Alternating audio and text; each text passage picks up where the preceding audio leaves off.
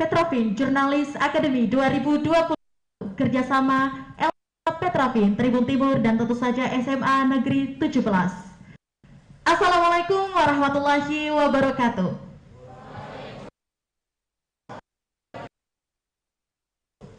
Alhamdulillah, tentunya semua Sekolah SMA Negeri 17 Bapak Dr. Andes MM. Selamat hormat Departemen Head of Corporate Communication BOD Support Elnosa Petrovin, yang terhormat Bapak Putiar Sabagus Wibowo MIKOM. Selamat pagi Pak, selamat datang juga. Nah, yang ketiga selanjutnya yang terhormat juga Manajer Area 4 Sulawesi L Nusa Bapak Edi Tuah Syaputra, yang tentu saja menemani Bapak Putiarsa Setia ya Pak. Selamat pagi Pak.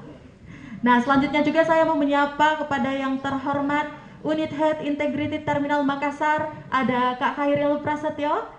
Dan lanjutkan dengan yang terhormat juga CSR Spesialis El Nusa Petrovin, ada Kakak Anugrah. Dan saya juga pastinya yang terhormat, saya mau menyapa Wakil Pimpinan Redaksi Tribun Timur, Bapak Ronald Gantung. Dan selamat pagi untuk kita semua, selamat pagi juga untuk peserta Petrovin Jurnalis Academy 2021 yang hari ini offline maupun juga saya mau menyapa yang saat ini sedang Zoom ataupun juga online dalam pelatihan Petrovin Jurnalis Academy 2021.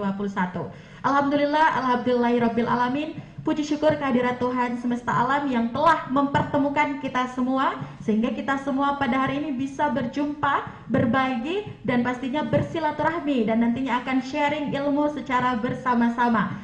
Tepat pada 16 hari ini kita pastinya akan sharing juga bersama dengan narasumber-narasumber yang kece. Dan pada hari ini 16 Desember 2021 senang sekali saya Kinan Aulia akan memandu acara ini sampai dengan selesai. Nah, untuk itu marilah kita sama-sama membuka kegiatan ini dengan melafazkan basmalah. Bismillahirrahmanirrahim. Baik, para tamu undangan yang saya hormati, seluruh peserta dan tentu saja narasumber kita pada hari ini, marilah kita pertama-tama mendengarkan dulu sambutan dari Kepala Sekolah SMA Negeri 17 Makassar kepada yang terhormat Bapak Dr. Andes Haji Nasrullah MM. Kepada beliau dengan hormat disilahkan.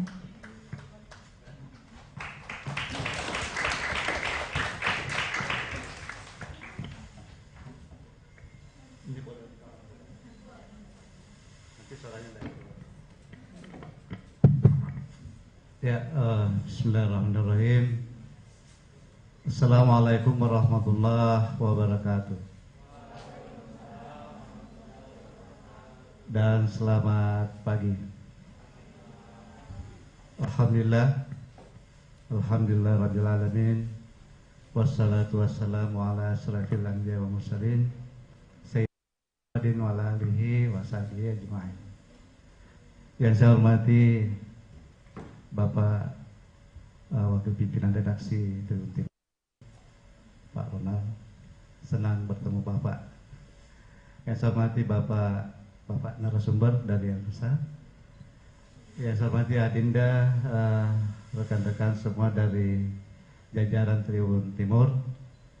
Yang saya hormati Wakil Kepala Sekolah Bidang Kesiswaan, anak-anakku sekalian, siswa-siswi SMA Negeri 17 Makassar, mari kita sama-sama memuji kebesaran Allah Subhanahu wa Ta'ala pada hari ini. Pagi ini kita diberi anugerah besar, anugerah terbesar, dipertemukan dengan orang-orang hebat di negara kita tercinta di Makassar ini. Dengan kegiatan yang seperti terpampang di atas, ada pelatihan jurnalis, yaitu Jurnalis Akademi 2021. Mari pula kita kirimkan salawat dan salam kepada Nabiullah Rasulullah Muhammad SAW. Bapak Ibu yang saya hormati, anak-anakku sekalian, selamat datang Bapak ke di SMA 17 Makassar ini. Kak Kinan, ya, Eh, ya, Anda adalah bagian dari kita, walaupun tidak mengikuti pendidikan secara formal di sekolah ini. Ya, seandainya kami tahu, ya, dan terseleksi secara sistem, tentu saja Anda menjadi prioritas. Tapi ini diseleksi melalui sistem, ya, itulah, dan sudah menjadi takdir Allah. Ya, yang ingin saya sampaikan adalah pertama, ucapan terima kasih banyak menjadi pilihan, salah satu pilihan sekolah ditempatkan di sini menjadi pelajaran jurnalis. Ini memang dari sektor pendidikan, Pak, dari sisi pendidikan praktis yang sekarang menjadi paradigma yang didengungkan oleh Pak Menteri itu adalah bagaimana anak-anak selalu mendapatkan soft skill. Di dunia pendidikan lebih kepada praktek-praktek baik, sehingga ini bagian dari strategis yang memakari ini, yang pakar di bidang ini masuk ke sekolah. Tentu saja kami sangat berterima kasih menjadi bagian dari wadah pembelajaran anak-anak kita. Jadi anak-anakku sekalian, ini profesi, ya, kita kan sudah tahu bagaimana itu Tribun Timur. Itu profesi wartawan menurut saya adalah profesi yang sangat unik dan sangat fleksibel. Coba bayangkan, coba lihat secara historis, secara kesejarahan, negara ini merdeka. Zaman penjajahan lahir wartawan-wartawan hebat, menyatukan negara ini, negeri ini dengan media. Profesi wartawan luar biasa. Sekarang berkembang, dari waktu ke waktu berkembang. Dan negara ini, siapapun dari aspek kehidupan kita, dari berbagai profesi. Coba, ini wartawan ini dari berbagai profesi, wartawan itu ada di mana-mana. Anda pengusaha, mesti terpublikasi. Tidak bisa jalan kalau tidak terpublikasi ke masyarakat. Pendidikan, politik, pilkada, ini tidak bisa. Ini dibesarkan oleh media. Jadi searah dengan amanah yang ajaran yang saya anut Islam itu, perbanyaklah silaturahmi. Nah, wartawan itu adalah, profesi wartawan itu adalah profesi yang menjalin silaturahmi kepada siapapun. Nah, kalau Anda menjalin silaturahmi kepada siapapun, maka rezekimu ada dimanapun.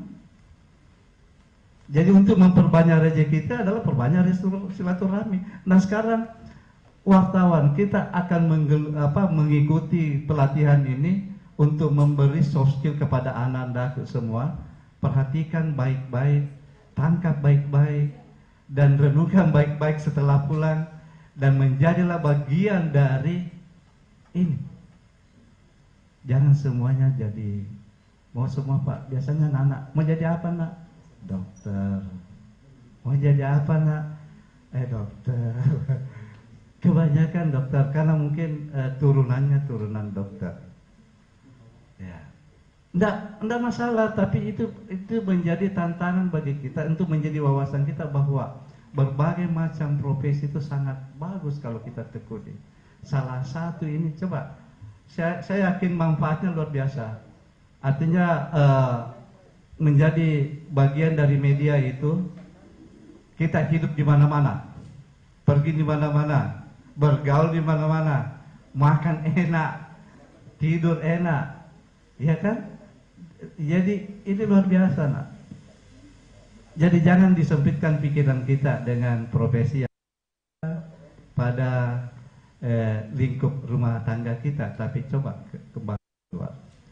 Paradigma yang lain adalah, coba ya, anak-anakku dengan melek teknologi. Kita tidak tahu pada saat COVID-19 terjangkit di mana-mana di dunia ini, maka paradigma pendidikan juga berubah menjadi manual, menjadi online.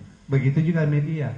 dia akan selalu menyesuaikan. Nah sekarang anak-anakku ini saya yakin kalian lebih hebat menggunakan IT dibanding kami. Nah, jadi itu juga pengembangan teknologi di media ini tentu sangat mendukung. Ini ruang sempit menjadi sangat luas dengan didukung dengan diikuti Zoom di luar. Kami melakukan pembelajaran ke 1.000 anak setiap hari melalui media online. Kami selalu upacara setiap hari Senin mulai selama COVID-19. Tanpa itu tentu saja lain kejadian. Tapi inilah yang kita kembangkan, bahwa kita selalu diamanahkan untuk mengembangkan diri kembali ke sini. Jadi anak-anakku sekalian, saya melalui kesempatan ini saya berdiri di sini menghimbau kepada anak-anakku semua, ikuti dari awal sampai akhir, petik hikmahnya, dapatkan ilmunya, wawasannya, karena ini akan bermanfaat buat kita semua. Apapun profesimu nanti, saya berbincang-bincang sama Pak Pimper tadi, luar biasa. Beliau adalah alumni sipil Unhas, kampusnya di sini dulu. Dilihat asrama kita, kampus saya dulu. Luar biasa. Ya ternyata beliau kembali ke sini. Dan ruangan ini adalah peninggalan Unhas yang direhab. Ya ini peninggalan Unhas, temboknya ini tembok asli Unhas ini. Ya, alhamdulillah ini adalah berkah. Ya, beliau dari sipil coba, tapi tekuni wartawan, dan dia tidak mau kemana. Pengusaha sukses kita, Pak Aksa. Ya, itu dari media.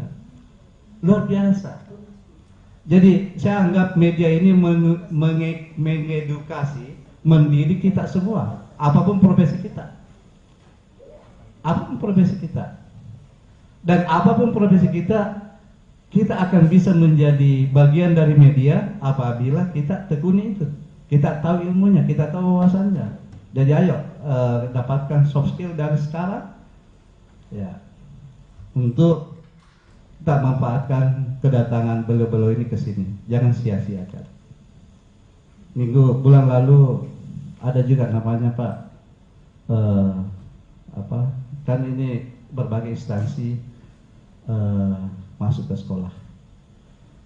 Jadi dengan program-program itu tentu saja menjadi anak-anak bagian dari itu semua.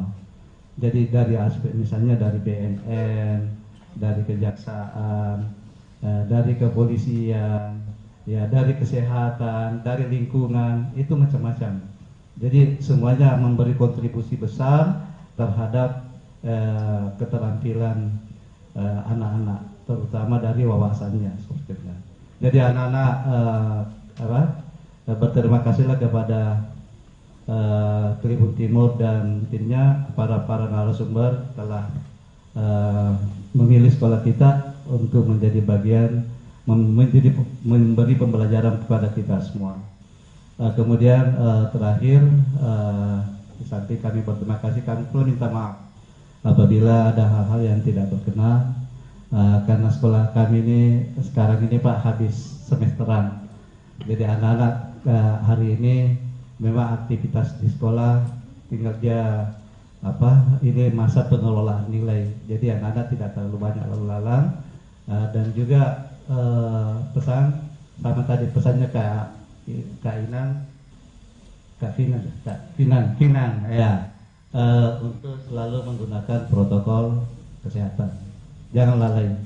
Kalau ada gejala yang kalian rasakan sedikit berbeda dari keadaan normal, segera angkat tangan, lapor supaya segera ditindaklanjuti. Ya kita tidak tahu ya kejadian-kejadian kita.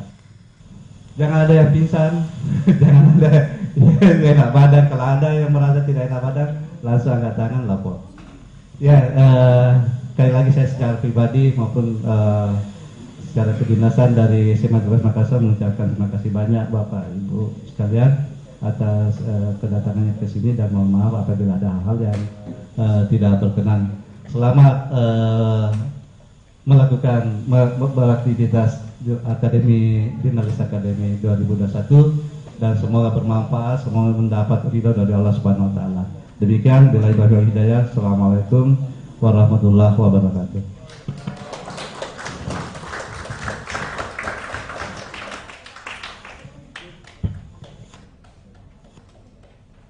Wow, terima kasih banyak Pak atas sambutannya dari Bapak Dr. Andes Haji Nasrullah MM. Sekali lagi kita berikan aplaus yang meriah yuk.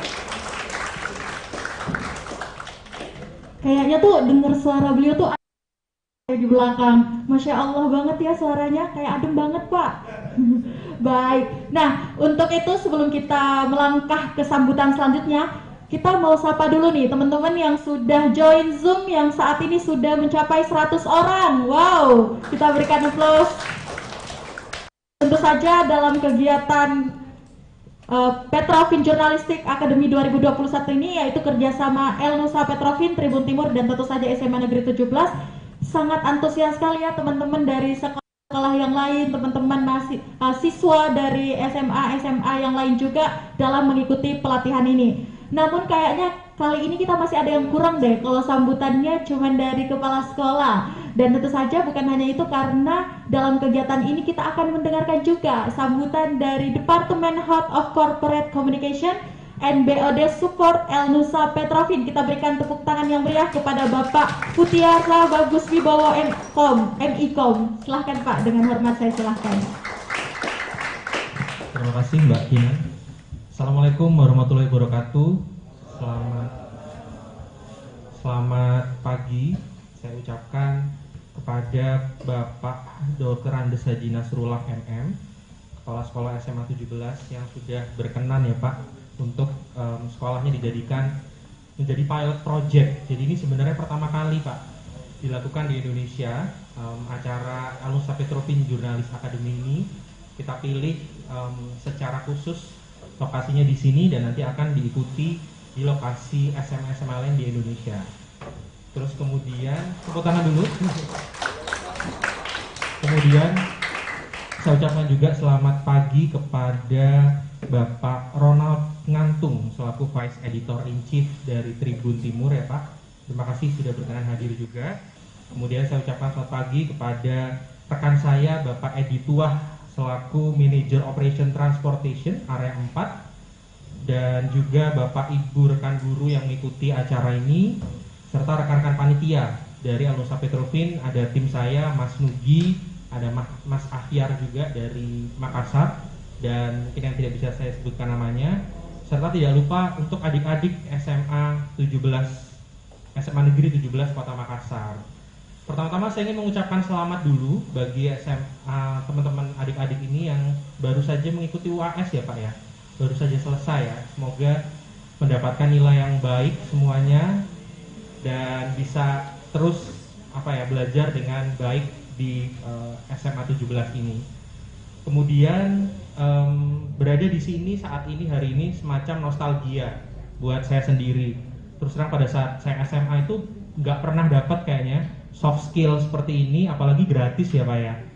Itu nggak pernah ada. Jadi zaman saya SMA itu tahun 99 sampai dengan tahun 2002 itu hanya pelajaran formal aja sama ekstrakurikuler. Padahal kita itu sangat membutuhkan soft skill seperti ini. Jadi adik-adiknya di sini itu alhamdulillah sangat beruntung. Untuk itu saya minta adik-adik bisa mengikuti acara ini dengan baik, karena ilmunya akan berguna. Kita nggak tahu kapan ilmu itu kepake, tapi pasti akan applicable pada saat adik-adik nanti terjun ke masyarakat dan bekerja secara profesional. Kemudian terima kasih juga buat Tribun Timur ya Pak. Jadi kita collapse nih ceritanya. Biasanya kalau di sosial media itu pakai X ya, El Nusa Petrovin X Tribun Timur. Nah ini salah satu acaranya gitu yang kira-kira bisa memberikan sumbangsih bagi media pembelajaran bagi teman-teman mengenai jurnalistik. Jadi ketika saya bersama tim merumuskan ide untuk acara ini, sebenarnya lahir dari profesi kita sendiri. Jadi saya ini kepala humas yang memberikan informasi kepada publik kita atau stakeholders melalui media. dan hubungan kami dengan profesi jurnalis itu sangat dekat sekali, bahkan menjadi stakeholders utama yang sangat tidak terpisahkan. Dan untuk itu saya pengen juga adik-adik yang masih duduk di bangku SMA ini bukan hanya tahu bagaimana membaca berita, ngelihat postingan di sosial media, tapi juga tahu prosesnya, gimana sih bikin berita, gimana bikin narasi dan juga diksi yang baik gitu. Saya sendiri mengamati untuk selama ini misalnya saya lagi merekrut, mencari tenaga kerja gitu ya, mencari anggota buat tim saya, pada saat wawancara dan lain sebagainya, pada saat tes kerja itu saya mendapati bahwa kemampuan dalam diksi, menulis berita segala macam itu masih sangat rendah untuk generasi yang sekarang. Ini pengalaman pribadi saya sebagai usernya, sebagai penggunanya gitu ya. Jadi alangkah baiknya mumpung masih di usia dini, adik-adik bisa belajar bagaimana sih menulis, menuangkan ide di dalam sebuah diksi maupun visual yang menarik gitu, dalam bentuk digital maupun yang non digital gitu ya. Dan nanti akan di-sharing oleh narasumber yang memang sudah terpercaya dari Tribun Timur. Kemudian di zaman serba instan seperti ini biasanya membuat kita tuh males, kurang effort gitu. Beda dengan mungkin generasi pada saat zaman saya gitu ya, yang apa-apa itu harus berjuang gitu. Kalau adik-adik sekarang mungkin apa-apa itu instan, tinggal buka handphone. Kemudian ada tugas mungkin tinggal copy paste gitu ya, nyari dari komputer tinggal di plug gitu. Sedangkan pada saat zaman saya itu sangat susah sekali gitu, dan menuangkan ide dalam sebuah tulisan, misalnya pada saat bikin tesis, skripsi itu juga susah gitu. Nah, itu yang membuat kita zaman ini lebih bisa effortnya lebih untuk bisa struggle.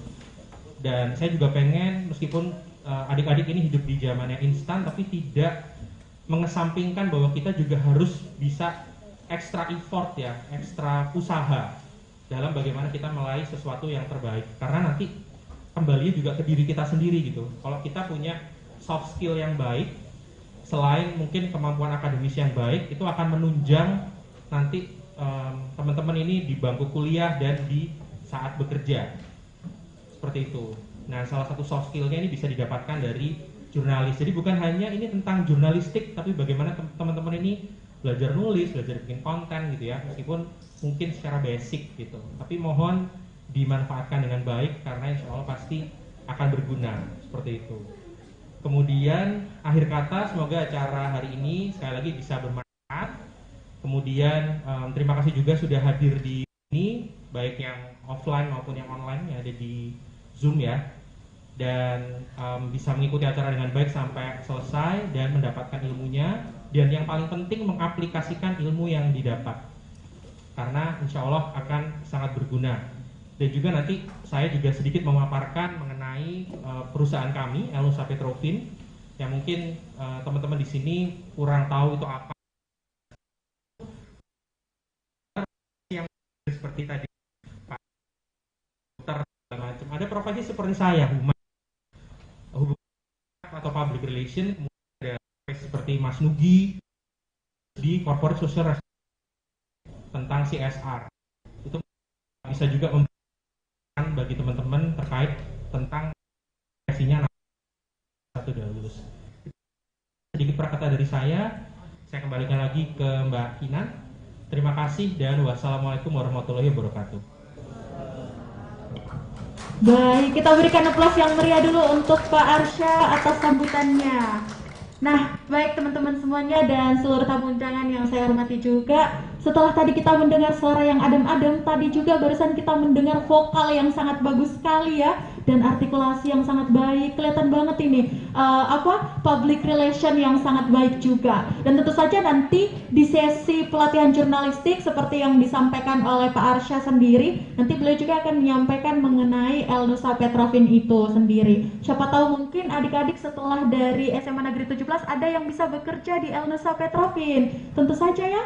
Nah, selanjutnya mungkin setelah kita mendengar sambutan dari kepala sekolah dan juga dari Departemen Head of Corporate, tentu saja kayaknya juga kurang nih kalau pada hari ini penyelenggara dan kerjasama kita yaitu Tribun Timur, kita tidak mendengar juga sambutan dari Wakil Pimpinan Redaksi Tribun Timur, hormat Bapak Runal Ngantun. Dengan hormat Kinan persilakan.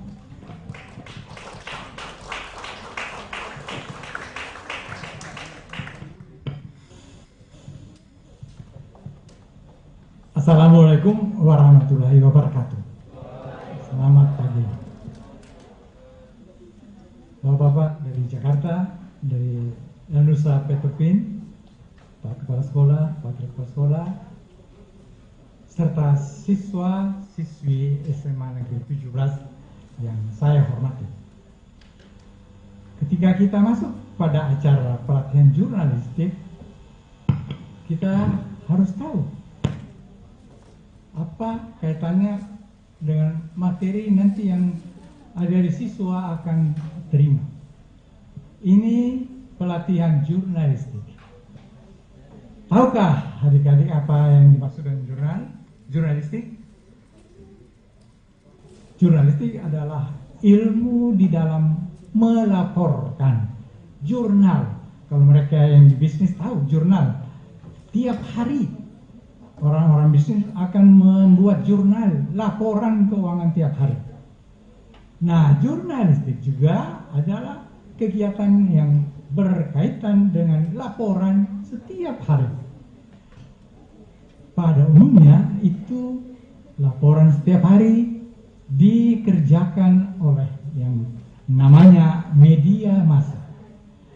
Media massa, media yang menyalurkan laporan-laporan kepada masyarakat setiap hari. Media massa itu terdiri dari 3 jenis. Yang pertama itu media cetak. Kalau kita sering lihat harian, mingguan, bulanan, itu media cetak yang sifatnya umum. Artinya yang disebarluaskan secara umum. Ada media cetak yang khusus. Buku-buku itu semua media cetak. Bahkan ada hal sederhana yang mungkin kita tidak pernah tahu. Kalau misalnya siswa-siswi sakit, apa yang dilakukan oleh orang tua siswa-siswi? Melaporkan kepada sekolah bahwa anak saya sakit. Apa yang digunakan untuk menuliskan laporan? Surat keterangan sakit. Itu media yang sifatnya khusus, hanya berlaku ketika di bidang pendidikan. Media khusus itu. Bapak-bapak dan adik-adik, sekarang sudah terjadi perubahan besar di bidang media massa. Kalau di masa lalu yang dikenal luas hanya media cetak dan media elektronik seperti radio dan televisi, sekarang ada satu media yang luar biasa pengaruhnya. Media virtual. Media virtual itu apa? Media maya. Kalau media cetak, kita bisa lihat kantornya, kita bisa pergi ke percetakannya. Kalau media elektronik, kita bisa lihat studionya, pemancarnya. Tapi media maya tidak kelihatan. Media virtual. Justru media virtual ini yang luar biasa pengaruhnya sekarang ini. Sehingga media konvensional seperti media cetak, media elektronik itu seperti tenggelam. Tahukah adik-adik siswa, apakah media virtual itu? Semuanya tahu sebenarnya. Semuanya sudah praktekkan. Apa itu? Media virtual itu adalah media sosial. Media sosial. Saya tidak percaya kalau ada di antara siswa-siswa yang tidak punya akun di media sosial. Semuanya punya. Itulah salah satu media maya. Yang resmi itu adalah media online. Sebagai ilustrasi, kalau ada tamu-tamu, mahasiswa atau siswa berkunjung ke Tribun Timur, saya bertanya, masih adakah surat kabar cetak di rumah? Mereka mengatakan masih ada. Saya lanjutkan, masihkah? Apakah Anda membaca surat kabar cetak? Rata-rata mahasiswa itu mengatakan tidak. Lantas, siapa yang baca? Oh, ayah saya, ibu saya. Itu perubahan besar yang terjadi di dunia media massa. Saya lanjutkan pertanyaan. Lantas Anda ini dapat informasi dari mana? Kalau misalnya saya bertanya kepada adik-adik siswa yang ikut pelatihan, Anda juga sering mendapat informasi. Dari manakah Anda mendapat informasi? Ayo, silakan. Nah, semua mahasiswa dan siswa itu mengangkat HP-nya. Dari sini, Pak. Itu perubahan drastis yang terjadi di dunia media massa. Bukan hanya di Indonesia, tapi secara keseluruhan di dunia global. Mengapa mereka, siswa-siswa, mahasiswa yang lebih senang mencari informasi di HP-nya? Jawabannya juga sederhana. Praktis, Pak. Di mana saja kalau saya mau baca berita, di situ saya bisa buka HP saya bisa dapat berita-berita. Itu perubahan drastis yang terjadi di media massa. Yang kedua, apa perubahan drastisnya?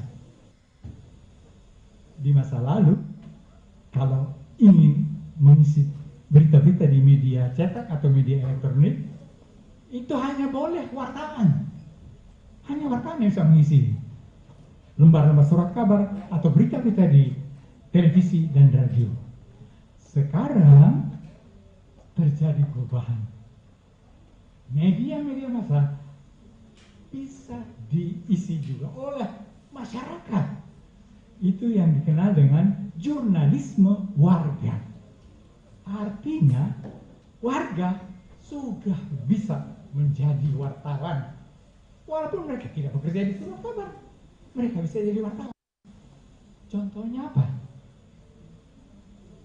Ketika Anda masyarakat membagi informasi atau men-share informasinya di media sosial, itu langsung ada media massa resmi ambil dari Facebook, dari YouTube, disiarkan di medianya.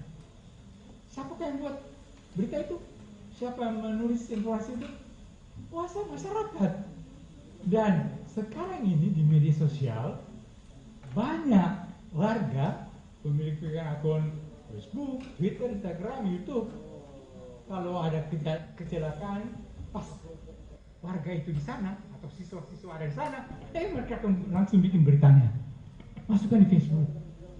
Wartawan baca, ada kata di sana. Wartawan itu tindak lanjuti. Jadi siapakah wartawan yang pertama menjanjikan informasi? Warga, pemilik, pemegang akun-akun Facebook. Nah, kalau ada pelatihan jurnalistik untuk siswa, sebenarnya pada dasarnya ke situ arahnya. Supaya mahasiswa bisa memberikan keterampilan praktis.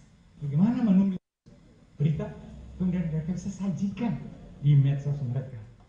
Syukur-syukur mereka yang bisa menuliskan laporannya dan dimuat di surat kabar resmi. Jurnalisme warga. Tribun Timur membuka kesempatan kepada warga, termasuk siswa, mahasiswa, untuk mengirimkan informasi atau berita-berita yang mereka dapatkan ke Tribun Timur. Itu yang kita terapkan sebagai jurnalisme warga. Jadi dua perubahan besar yang terjadi media massa sekarang. Di era digital itu perubahannya lebih hebat lagi. Apa artinya? Media massa yang tidak mengikuti perkembangan akan ketinggalan. Tribun sudah melakukan mengantisipasi perkembangan di era digital. Apa artinya?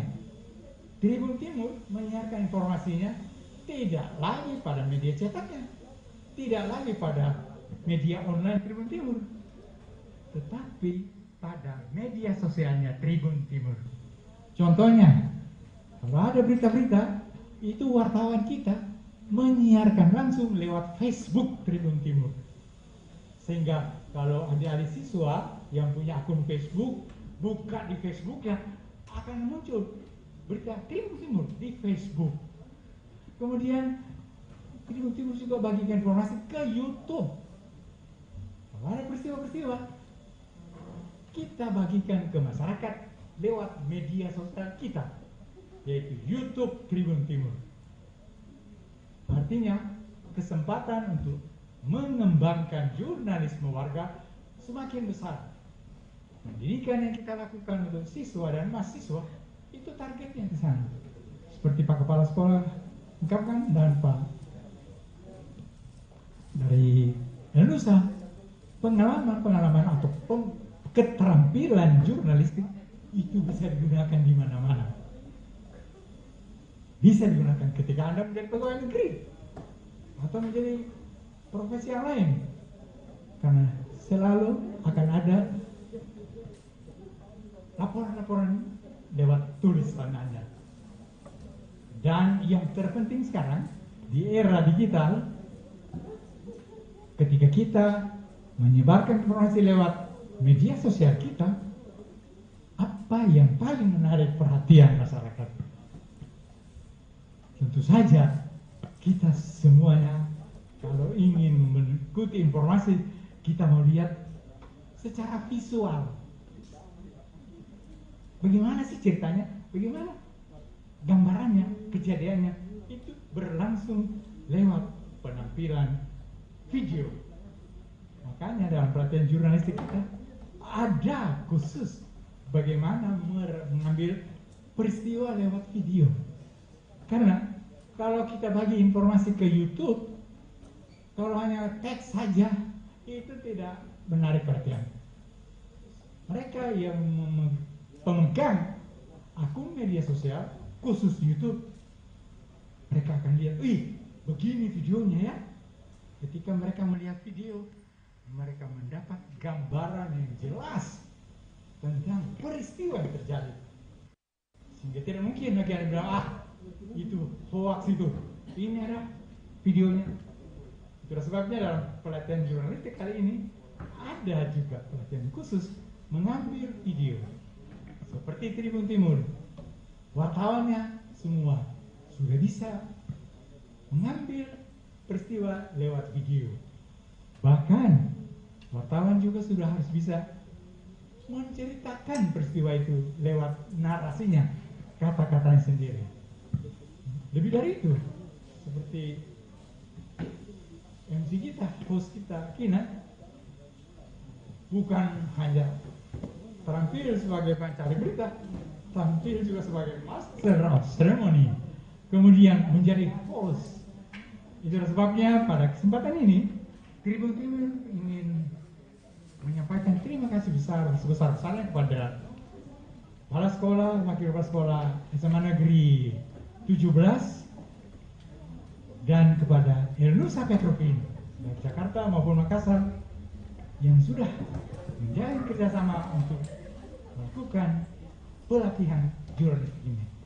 Semuanya itu tujuannya adalah bagaimana siswa-siswa kita berikan keterampilan agar mereka berubah, maju, lebih baik lagi. Keterampilan di bidang pengetahuan lebih luas lagi. Karena itulah yang menjadi amanat Hari Pers Nasional tahun 2021, yaitu media massa harus tampil sebagai akselerator, pemicu percepatan perubahan. Perubahan itu bukan hanya berlangsung di kalangan atas, tapi termasuk perubahan di kalangan siswa-siswa SMA.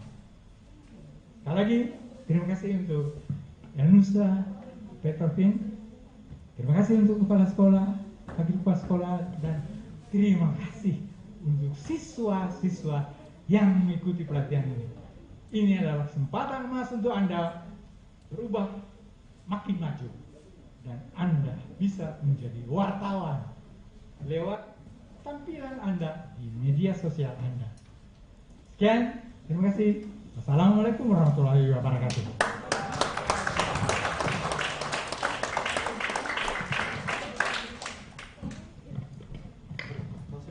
Baik, terima kasih Pak Ronald atas sambutannya. Kinan itu nggak pernah bosan dengar suara dan arahan dari Pak Ronald ini. Ini asli ya Pak, bukan peras. Insya Allah. Nah, baik adik-adik peserta pelatihan jurnalistik, sebelum kita mengakhiri sesi pembukaan ini, kita berikan aplaus dulu yang meriah dong. Aplaus semangat. Nah, baik. Dan setelah ini, tentu saja saya mau mengundang kembali dengan hormat kesediaan dari Bapak Kepala Sekolah, Bapak Dr. Andes Haji Nasrullah MM, kemudian Bapak Ronald Ngantung, dan dilanjutkan dengan Bapak Putiarsa Bagus Wibowo MIKOM, dan pastinya didampingi oleh Bapak Edi Tua Syaputra. Dan kita akan prosesi pembukaan secara resmi, penyerahan kaos simbolis dari Bapak Ronald kepada Bapak Kepala Sekolah. Silakan Pak, kepada bapak-bapak semua silakan untuk naik ke depan. Tentu saja kayaknya kurang kalau cuma cowok nih. Saya juga undang deh Ibu Wakil Kepala Sekolah. Silakan Ibu dampingi bapak-bapak ganteng ini biar saya tidak cantik sendirian. Nah, baik, selanjutnya saya juga mempersilahkan pemberian kaosnya. Kita akan sama-sama saksikan. Dan tentu saja teman-teman yang sudah menyaksikan secara online, boleh dinyalakan kameranya dan nanti kita akan screenshot dan juga pastinya melakukan sesi foto bersama. Baik, silakan Kak maju ke depan. Kepada Pak Ronald silakan diberikan kepada Bapak Kepala Sekolah. Iya. Nah, dan nanti dilanjutkan juga pemberian Pak Ronald kepada Bapak Arsya setelah ini. Iya.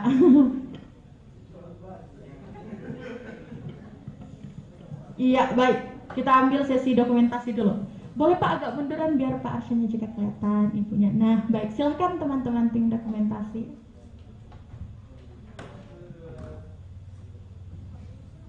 Ini juga menjadi simbol pembukaan secara resmi jurnalis akademik. Dilanjutkan dengan penyerahan, boleh lagi Pak, Pak Ronald kepada Pak Arsya.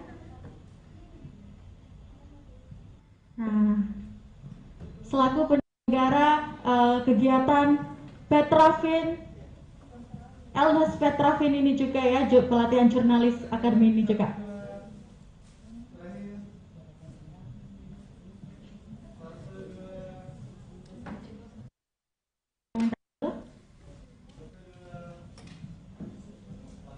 Dilanjutkan dengan penyerahan kepada Ibu Wakil Kepala Sekolah. Dan nanti kepada Pak Edi juga. Kita pokoknya kasih semua seragam. Tepuk tangan dulu. Jadi bukan cuma pesertanya saja yang dapat seragamnya. Iya, semuanya. Baik, boleh nih di dokumentasi, teman-teman dokumentasi boleh, silakan. Ya.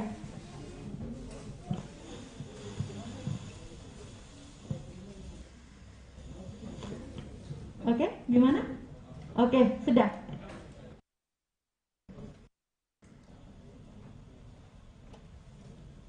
Oke, baik. Terima kasih Pak dan Ibu. Silakan untuk kembali di tempat yang telah disiapkan. Baik Pak, silahkan bajunya boleh dibawa pulang. Nggak apa-apa kan teman-teman panitia dibawa pulang? Iya. Tapi kalau misalnya nggak ini, nanti boleh dikasih ke Kinan, lumayan bajunya Pak. Baik, alhamdulillahirrahmanirrahim, berakhirlah seluruh sesi rangkaian pembukaan acara kita, yaitu Petrofin Jurnalis Akademi 2021 kerjasama Elnusa Petrofin, Tribun Timur, dan tentu saja SMA Negeri 17. Dengan ucapan alhamdulillahirrahmanirrahim, tentu saja saya akhiri seluruh rangkaian acara pembukaan pada pagi menjelang siang hari ini, dan saya Kinan Aulia selaku Master of Ceremony pada pagi hari ini mengucapkan banyak terima kasih atas antusias adik-adik dan tentu saja kepada seluruh narasumber dan kepala sekolah maupun juga Ibu Wakasek dan seluruh teman-teman yang sudah join di Zoom. Tolong jangan out dulu karena setelah ini kita akan mulai.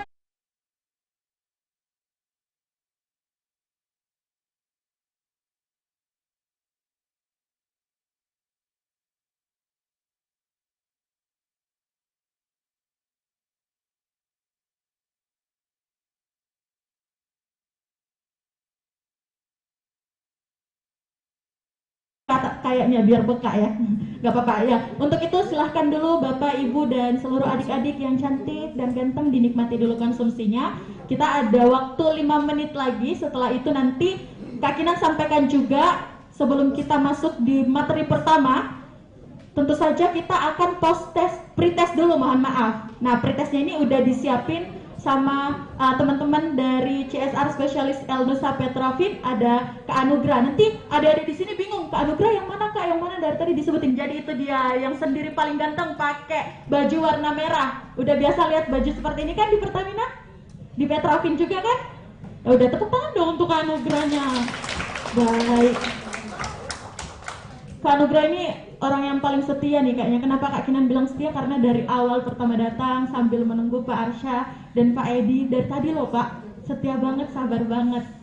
Dan tentu saja setelah ini adik-adik persiapkan diri ya, karena nanti ada grup. Ini sekadar informasi, ada grup. Adik-adik boleh upload link yang ada di grup itu dan silahkan diisi post testnya.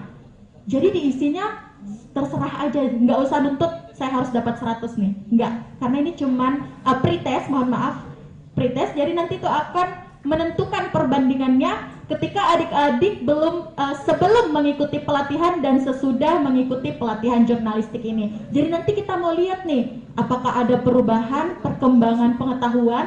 Tapi tentu saja harapan kita semua dengan adanya pelatihan Petrofin Jurnalis Academy ini adalah ilmu yang adik-adik bisa bawa pulang. Mau itu 1 poin, 2 poin aja, yang penting ada ya. Baik, selamat menikmati.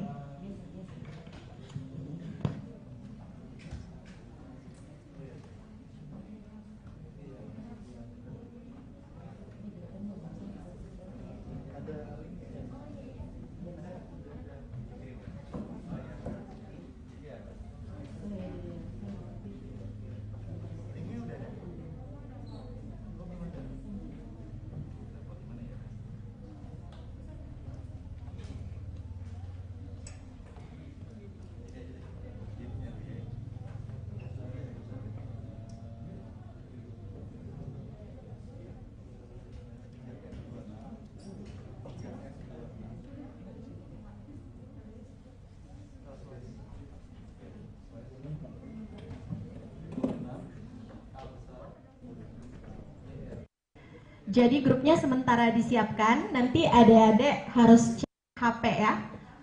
Lihat di situ ada link Google Form, adik-adik boleh buka dan nanti silahkan diisi pretestnya. Dan buat teman-teman yang saat ini juga sedang join di Zoom, boleh dilihat juga link yang akan dibagikan mungkin di kolom chat, boleh dibuka di situ dan silahkan untuk mengisi pretest yang sudah disiapkan oleh panitia.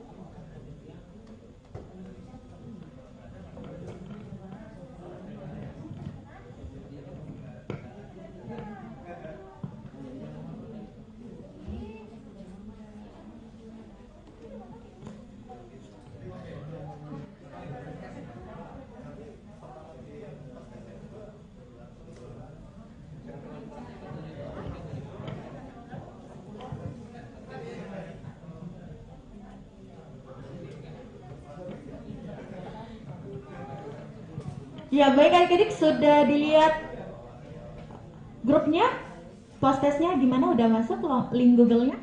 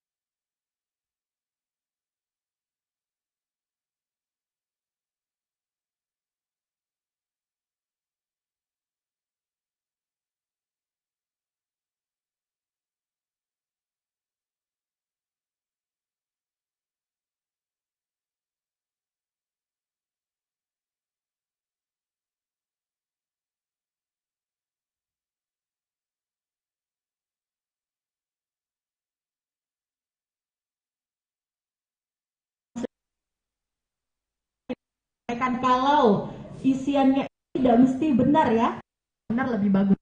Itu melatih kemampuan adik-adik. Jadi kami ini sebenarnya ingin tahu seberapa jauh sih pengetahuan adik-adik sebelum mengikuti pelatihan jurnalistik ini.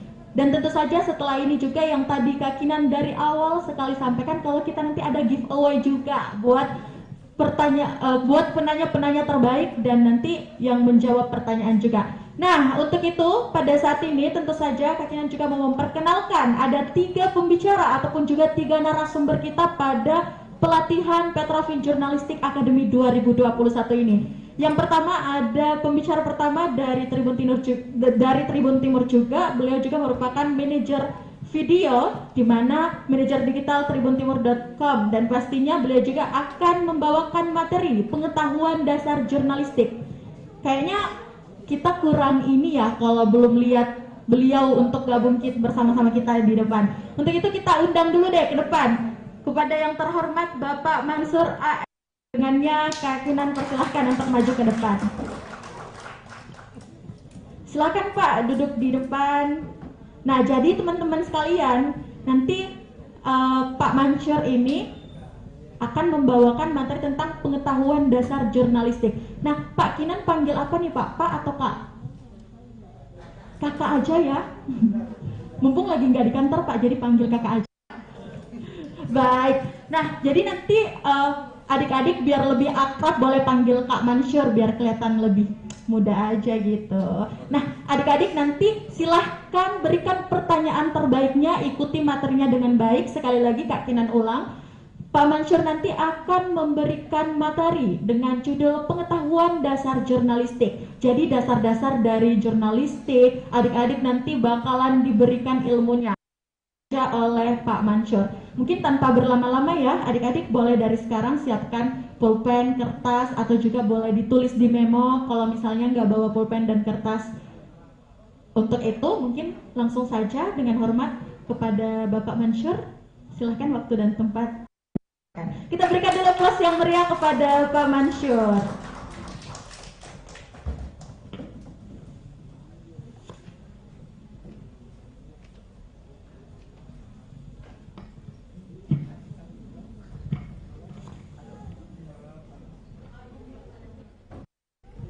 Assalamualaikum warahmatullahi wabarakatuh. Mohon izin Pak.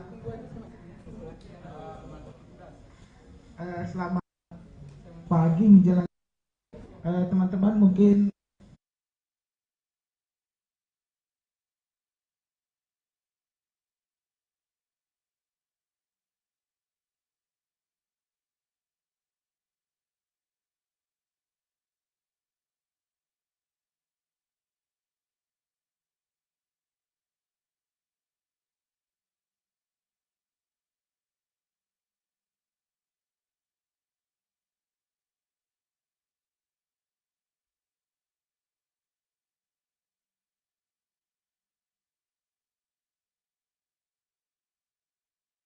Pardi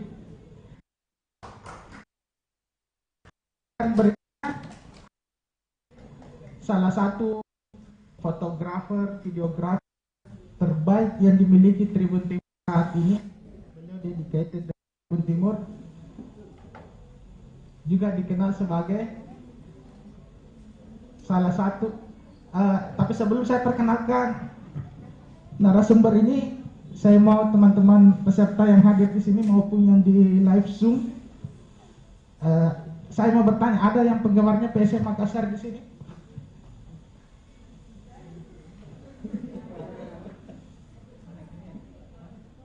Ada yang fansnya PSM Makassar? Aduh, yang fansnya PSM Makassar angkat tangan. Kayaknya narasumber yang ketiga kita nantinya akan bekerja lebih keras. Selain sebagai fotografer Tribun, beliau juga salah satu presiden komunitas supporter besar PSM Makassar, namanya Alim Bahri. Beliau adalah presiden The Matchman Makassar. Kayak sepertinya selain materi fotografer dengan video, Pak Ocha nanti harus sosialisasi lagi soal PSM Makassar, terutama kepada peserta yang hari ini rata-rata usianya 15-17 tahun ya. Oke teman-teman,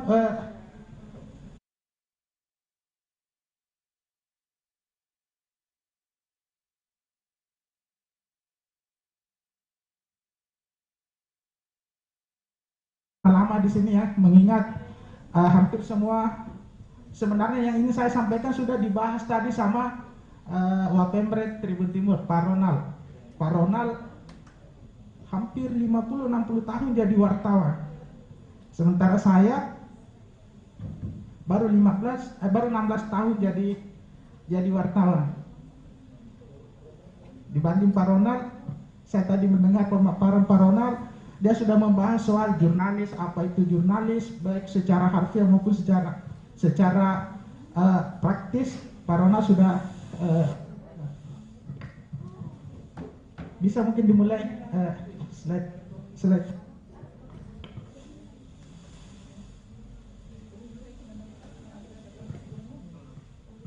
Oke, teman-teman, ini slide-nya.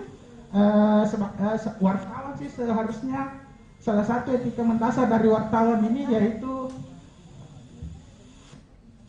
minimal mencantumkan dari mana diambil, dari mana sumbernya. Ini slide-nya saya kopas dari internet, sumbernya dari sini. Free PowerPoint templates design.com. Saya download template-nya, kemudian saya isi materinya. Minimal salah satu etika dasar dari wartawan harus jujur.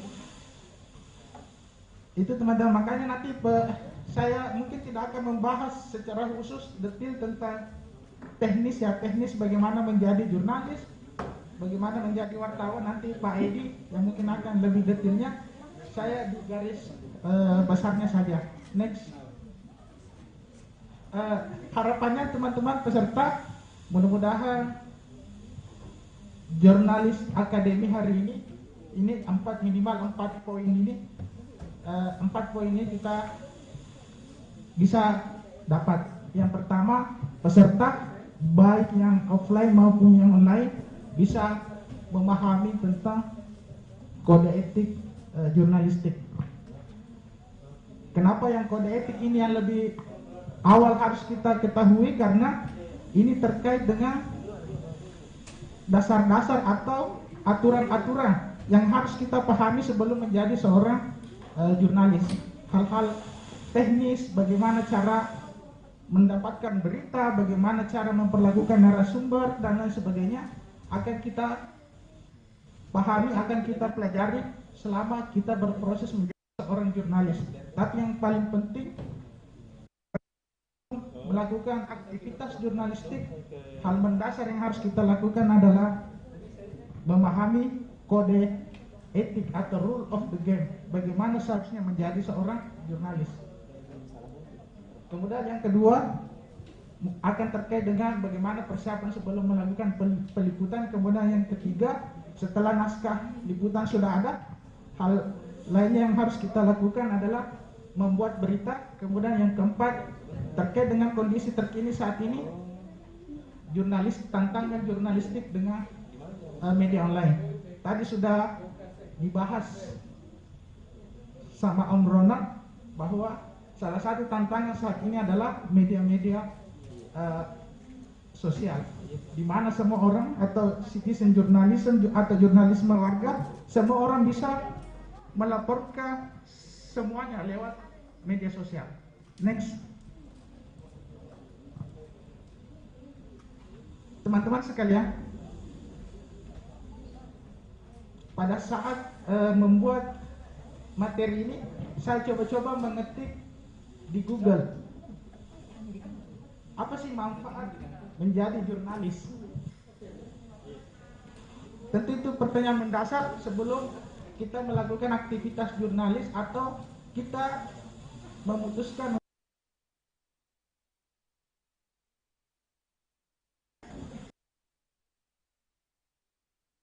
manfaat. Kenapa manfaat? Kenapa bukan keistimewaan jadi jurnalis? Karena saya meyakini semua profesi pasti istimewa semua. Apakah itu jurnalis, apakah itu dokter misalnya, politisi, pengacara, pengusaha, YouTuber misalnya, pasti semuanya istimewa. Tidak mungkin kita melakukan aktivitas itu kalau tidak istimewa. Saya memilih jadi jurnalis. Apa yang Google berikan ini salah satunya. Ini yang di halaman pertama ini yang disampaikan. Yang pertama, manfaat jadi jurnalis apa? Nonton konser atau gratis. Benar juga sih bahwa ketika kita menjadi jurnalis, paling tidak setiap ada launching film di bioskop, wartawan pasti pertama salah satu di garda terdepan menjadi penonton gratisnya. Kenapa? Biasanya sebelum film diperkenalkan ke publik, ada namanya sesi, misalnya sesi jumpa pers. Di dalamnya nanti pemutaran film perdananya. Wartawan diharapkan bisa mengulas alur filmnya dan lain sebagainya. Wartawan bisa nonton gratis. Selanjutnya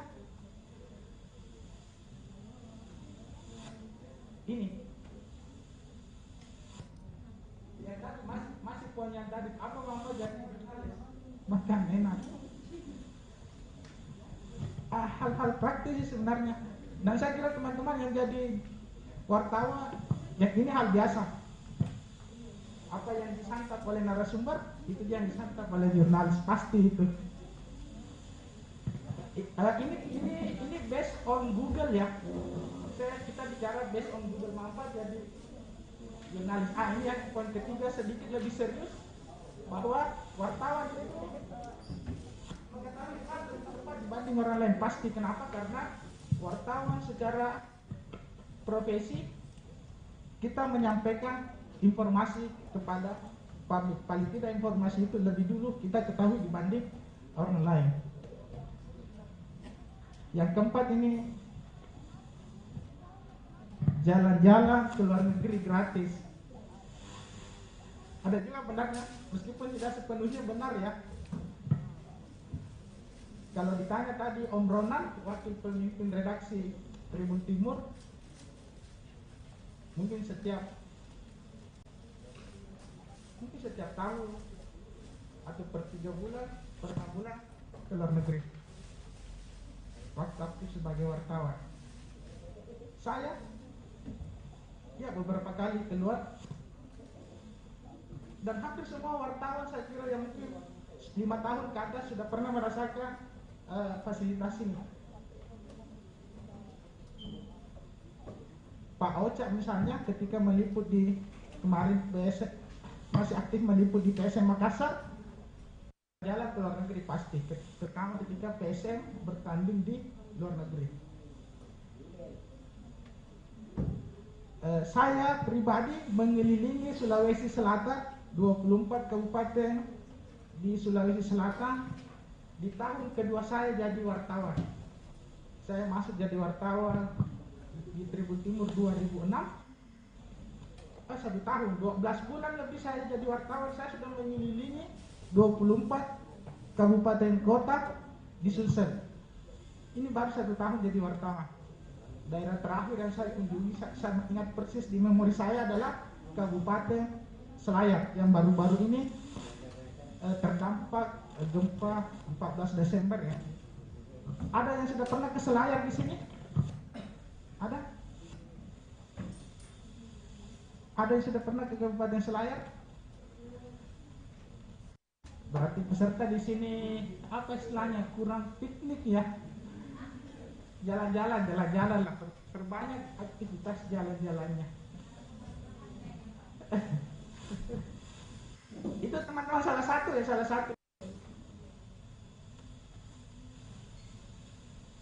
Saya daerah asli kerja yang pernah saya kunjungi Jepang ya.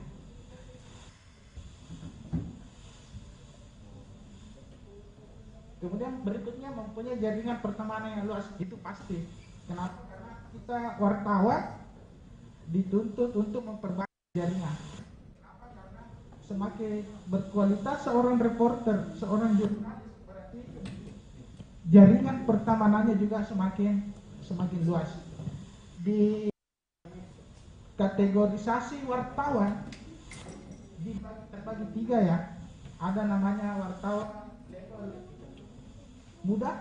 level muda berarti di kisaran 1 sampai 3 sampai 5 tahun. Kemudian ada wartawan media 5 sampai 7-10 tahun. Kemudian ada wartawan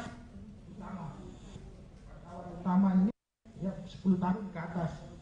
Periodisasi waktunya, meskipun secara faktanya untuk mencapai ke level wartawan ini nanti ada namanya uji kompetensi. Sebagai wartawan atau jurnalis sebagai profesi, kita juga memiliki sertifikasi. Sebelum naik tingkat, misalnya kita harus ujian, namanya uji kompetensi. Uji kompetensi pertama itu wartawan muda, wartawan pemula lah. Kalau wartawan pemula, salah satu ujiannya itu mengetahui sebagaimana narasumber Anda. Ya, kalau narasumbernya masih level ketua RT bolehlah wartawan muda. Level kepala dinas, pertemanannya masih level kepala dinas, level kepala daerah, bupati, wakil bupati, anggota DPRD, kabupaten kota misalnya, berarti masih di level wartawan muda. Satu ujiannya. Ketika naik tingkat lagi ke wartawan media, berarti ini akan dites nantinya apakah kenal dengan gubernur provinsi, kenal dengan gubernur, kenal, punya nomor telepon gubernur, punya, coba kontak. Di situ akan diuji apakah Anda benar-benar kenal dengan gubernur misalnya. Anda kenal dengan ketua DPRD provinsi, kenal, mana nomor teleponnya, coba telepon sekarang. Itu kira-kira salah satu ujiannya seperti itu. Selanjutnya wartawan utama, teman-teman, berarti level nasional. Salah satu ujiannya, contoh ujiannya ya, maksudnya ada menteri yang Anda kenal? Ada, mana buktinya? Itu salah satu ujian. Makanya kenapa di wartawan yang meliput di istana negara, istana presiden, istana wakil presiden itu harus kategori wartawan utama. Harus lolos uji kompetensi wartawan utama untuk meliput di istana. Berarti ya pengalaman jurnalisnya 10-15 tahun ke atas. Teman-teman ya sekalian, selanjutnya nomor 6, nomor 7 bisa disaksikan sendiri apa sih manfaatnya jadi wartawan. Tapi setelah manfaat ini praktis ya, ini based on Google, bukan based on teori. Berarti ini based on praktis yang wartawan alami sehari-hari. Selanjutnya, atau sampai di sini dulu ada yang mau disampaikan sebelum kita membahas yang serius-serius. Tadi itu masih main-main ya. Waktunya saya berhenti bicara. Sebelum ke slide berikutnya, saya tahu ada hal-hal yang ingin disampaikan. Ini rata-rata kelas berapa ya? Kelas 2, kelas 1, kelas 2. Maksudnya tadi kalau ada yang belum pernah sampai ke Selayar, yang kabupaten yang dekat-dekat Bulukumba, pernah ke Bulukumba? Ada yang pernah ke Bulukumba? Ke daerah utara lagi, ke Kabupaten Bone? Masih minim, berarti perbanyak jalan-jalannya. Ini kita sudah terkoneksi secara global lewat internet, global village. Tapi paling tidak harus tetap dibarengi dengan jalan-jalan fisik ya. Mungkin saat ini dimaklumi ya, karena kita masih di ini teman-teman ada kita semua. Situasi sudah normal, saran saya supaya wawasannya terbuka, selain belajar lewat internet, mengakses IT misalnya, tetap perlu JJS, jalan-jalan santai lah sama teman-temannya. Ada pertanyaan soal yang tadi, ini mewakili apa yang ingin diketahui user Google soal manfaat jadi wartawan. Yang tadi itu materi pertama tadi, slide pertama. Ada pertanyaan singkat? Biasanya juga ini anekdot di sesama wartawan saja ya. Saya sekali kartu pers saya ada di kartu identitas wartawan. Kenapa? Di mana-mana wartawan sebelum ketika meliput itu harus ada kartu identitasnya. Kenapa? Karena dengan kartu identitas, menyantui kartu identitas ini paling tidak ada hak-hak dan kewajiban yang kepada kita sebagai jurnalis, sebagai wartawan dengan mengantongi identitas itu. Ini salah satunya.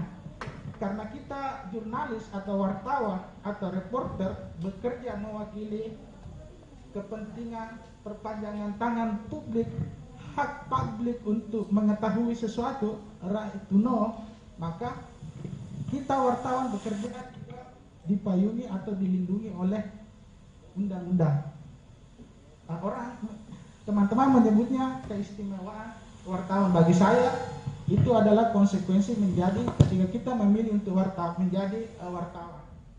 Kita bekerja dilindungi oleh undang-undang. Karena kita dilindungi undang-undang seperti halnya profesi yang lain seperti kepolisian, kejaksaan, advokat dan lain sebagainya, semua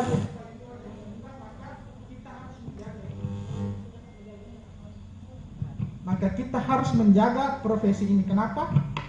Karena kita bekerja dilindungi oleh undang-undang. Salah satu misalnya perlindungan yang diberikan undang-undang kepada profesi wartawan, ketika wartawan melakukan kesalahan, salah tulis berita misalnya, wartawan tidak dipidana, tapi penyelesaian melalui hukum di Dewan Pers. Itu salah satu perlindungan undang-undang yang diberikan. Tiba-tiba saya salah tulis berita, saya menyebut si A terlibat korupsi, ternyata faktanya bukan si A tapi si C misalnya. Karena saya salah, maka si A bisa saja merasa dirugikan, kan bisa mempidanakan saya. Pasti. Kenapa? Karena nama baiknya tercemar. Tapi kita dilindungi oleh undang-undang bahwa ada mekanisme penyelesaiannya dan itu bukan pidana. Makanya profesi ini juga seperti halnya profesi yang lain, kita harus menjaga betul. Kita tidak boleh semena-mena mentang-mentang misalnya sudah ada kartu persnya, akhirnya semena-mena kepada orang lain. Teman-teman,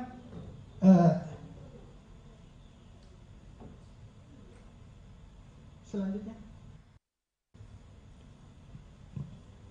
peserta kalau ada pertanyaan bisa langsung angkat tangan, tidak apa-apa, saya dijeda.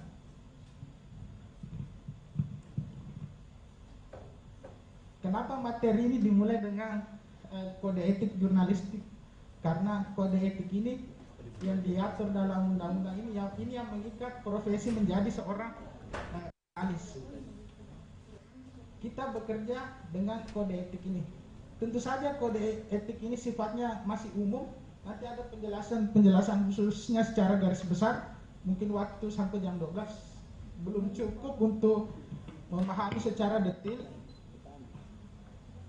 Teman-teman bisa mencari detailnya, mungkin belajar secara intens soal kode etik jurnalis. Jadi sebelum memutuskan untuk menjadi seorang jurnalis, paling tidak harus lebih dulu memahami atas dasar apa, aturan-aturan apa, hal apa saja yang mengikat kerja seorang jurnalis. salah satu yang mengikat kita sebagai jurnalis atau wartawan adalah kode etik jurnalistik sesuai dengan Undang-Undang Nomor 40 Tahun 1999.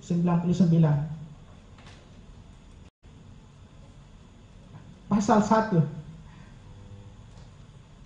Wartawan Indonesia bersikap independen. Itu salah satu prinsip dasarnya. Pasal 1, independen artinya membuat berita tanpa paksaan. Tidak boleh ada intervensi terhadap berita yang dibuat. Mungkin saya cuma membahas pasal 1 ya, nanti pasal berikutnya Pak Edi Sumardi lebih detail. Pak Edi Sumardi nanti ini narasumber yang kedua, masih muda dari saya, tapi secara profesi wartawan beliau sudah di level wartawan utama. Sudah tiga kali seleksi kompetensi wartawan dan semuanya lolos. Sekarang di level wartawan utama. Jadi narasumber kedua kita nantinya sudah memenuhi syarat untuk meliput di tempatnya RI1. Sudah memenuhi syarat untuk meliput di Istana Negara. Kenapa level sudah diakui oleh undang-undang sebagai wartawan utama. Pasal 1 dulu deh, independen.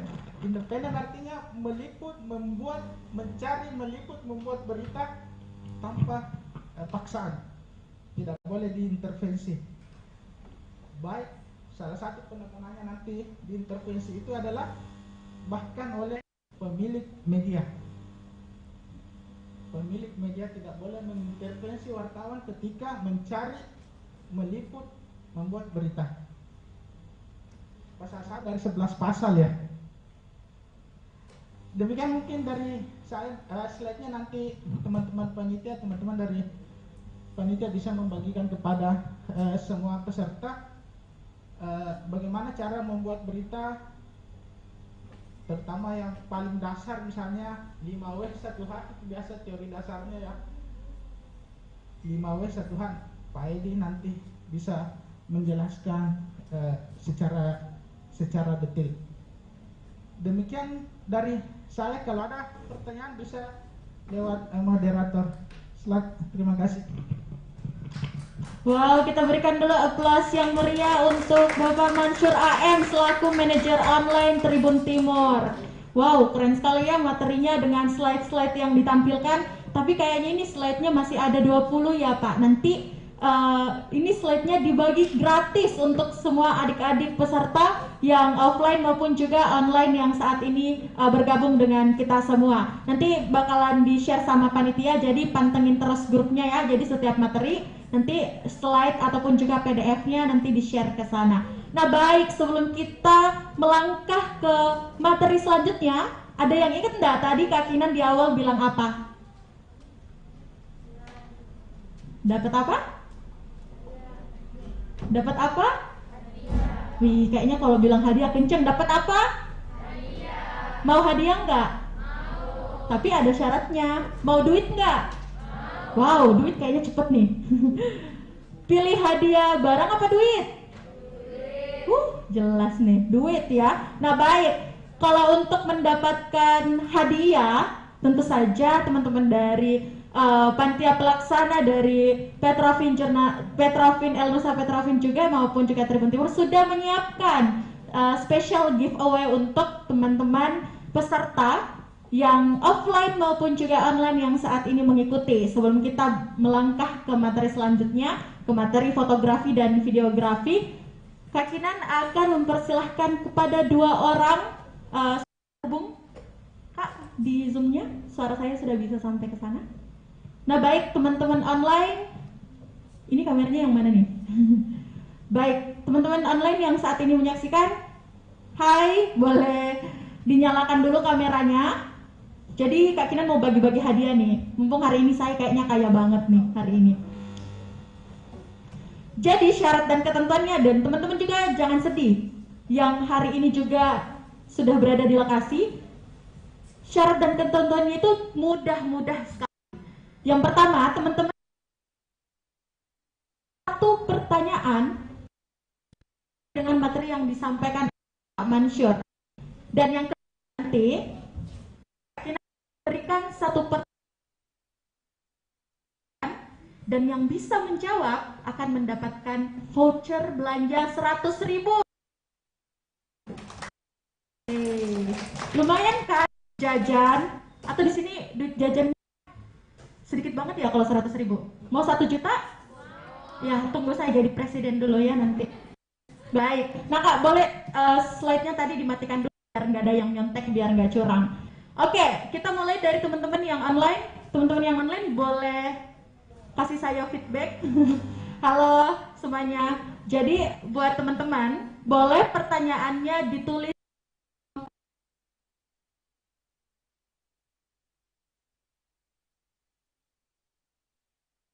dasar-dasar basic. Dan 2 pertanyaan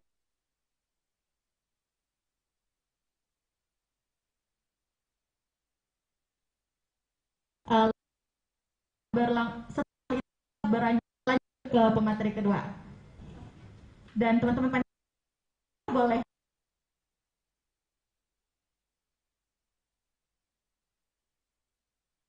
nah, baik, untuk teman-teman yang sudah ada di lokasi jangan ada yang nyontek, oke? Jadi yang tahu jawabannya boleh angkat tangan. Sampai sini paham? Oke, jadi yang tahu jawabannya sisa angkat tangan, berdiri, perkenalkan diri biar kelihatan berani juga. Perkenalkan kelasnya dari mana, namanya siapa, dan jawabannya apa. Paham? Oke, gimana nih Pak? Pak Mansyur, apa Kinan yang ngasih pertanyaan atau langsung dari pemateri? Oh, Kinan saja, baik. Aduh, saya dikasih kebebasan ini. Bertanya apa aja ya Pak ya? Boleh. Yang penting nggak nanya, di sini jomblo semua nggak? Yang penting nggak nanya gitu ya, karena yang berdiri juga masih jomblo. Oke, lewat. Nah, baik adik-adik sekalian, jangan dimunculin Kak slide yang tadi. Nggak boleh curang loh ya, banyak kakak-kakak yang di belakang, tolong dibantu Kak. Kinan, perhatiin, jangan ada yang lihat HP atau catatan. Jadi yang tahu jawabannya langsung berdiri atau angkat tangan boleh. Baik, dengarkan baik-baik pertanyaannya. Voucher belanja loh 100.000. Apa pasal 1 dalam kode etik jurnalistik? Itu kayaknya yang mana Kak? Oke, nggak apa-apa, berdiri dulu deh. Nama, kelas, dan jawabannya apa? Nanti kita dengar dari pemateri apakah jawabannya sudah betul atau enggak.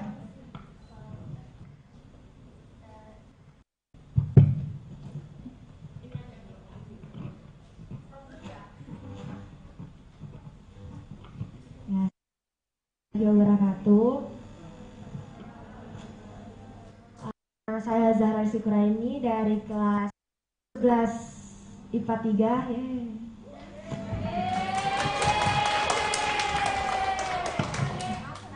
Saya dari kelas 11 IPA 3 dan untuk jawaban saya dari pasal 1 itu untuk kode etik wartawan harus bersikap independen seperti membuat berita tanpa paksaan.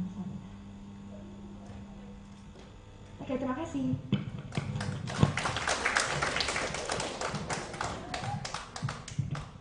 Baik, terima kasih. Anak IPA 3 ya? Wih, kita sama, cuman beda sekolah, tapi nggak apa-apa. Oke, terima kasih. Tadi namanya siapa? Sarah ya? Zara. Bukan pemainnya Dylan, bukan? Oh, siap.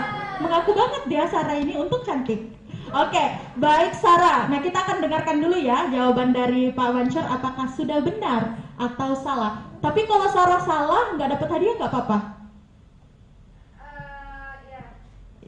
Ya, kayaknya berat gitu 100.000 melayang. Oke, baik. Pak Mansyur silakan, nggak apa-apa dijawab di situ. Apakah jawaban dari Sarah sudah benar Pak atau ada yang mau ditambahkan? Silakan Pak. Pasal 1 tadi sebenarnya masih baru sampai di independen ya, masih ada lanjutannya, menghasilkan berita yang independen, berita yang akurat, berimbang dan tidak beretikat buruk. Tapi berhubung baru sampai di poin independen pembahasannya, berarti bisa dibenarkan. Berarti dibenarkan. Berarti Sarah bisa dapat hadiah, Pak Mansur? Wih, baik banget nih, Pak Mansur. Dikasih loh 100.000. Kita berikan dulu aplaus untuk Sarah. Nah, baik, untuk penyerahannya, Sarah mau nggak duitnya? Udah banyak nih. Mau nggak? Mau. Ya udah maju sini. Nanti dikasih sama Pak Mansur. Sini maju. Kalau nggak mau nggak apa-apa, diwakili sama Kak Kinan. Lumayan Pak, saya bawa pulang nih Pak. Kantong saya aduh full. Nih, boleh Pak Mansur dengan hormat Kinan undang untuk memberikan hadiah kepada Sarah.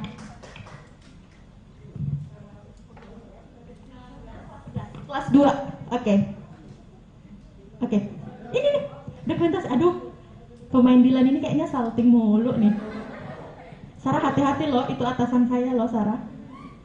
Oke. Sarah jangan jajan sembarang ya. Jangan jajan sembarang. Album K-pop ya? Bener-bener ini SMA 17, keren-keren. Baik, nah untuk teman-teman yang sekarang menyaksikan di online juga, bagaimana teman-teman panitia, sudah ada pertanyaan yang masuk? Oh ya.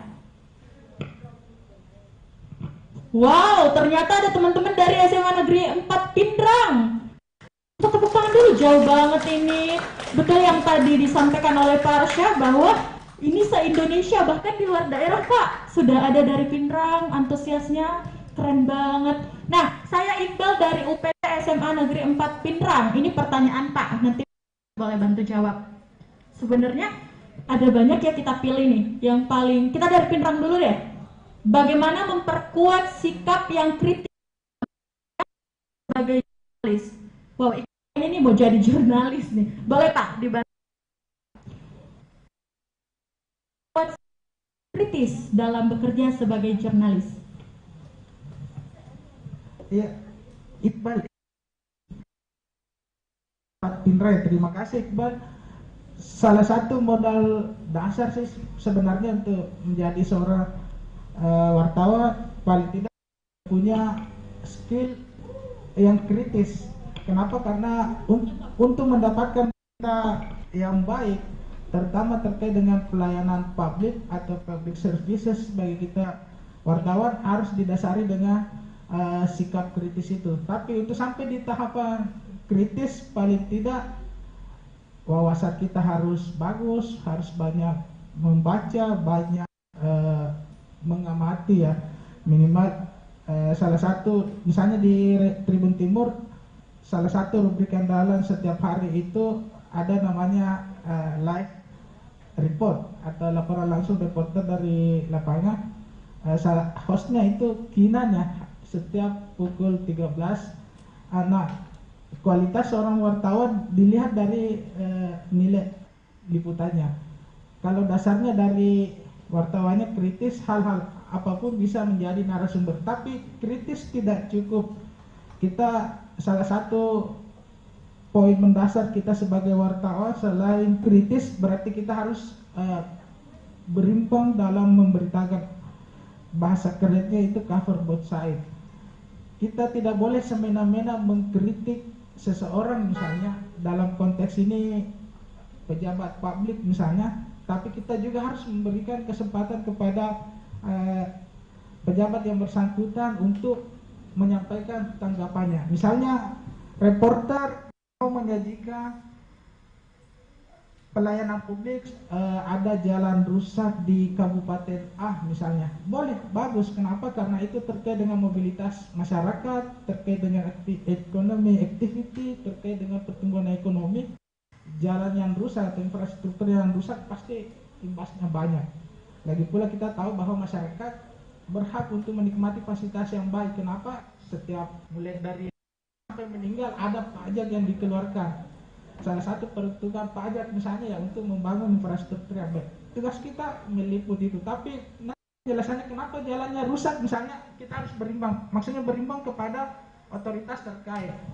Minimal reporternya mengkonfirmasi kepada stakeholder terkait, misalnya dinas PU setempat, kenapa jalannya rusak Pak? Paling tidak ada penjelasan logis yang masuk akal. Ini penyebab jalan rusak. Misalnya jalannya sudah diperbaiki 3 bulan yang lalu, tapi karena selalu dilewati misalnya truk bertonase berat melebihi kapasitas, akhirnya jalannya rusak misalnya. Paling tidak itu publik tahu penyebabnya dan pejabat terkait punya penjelasan logis. Kemudian selanjutnya apa solusinya, paling tidak sampai di situ. Begitu mungkin, Vina.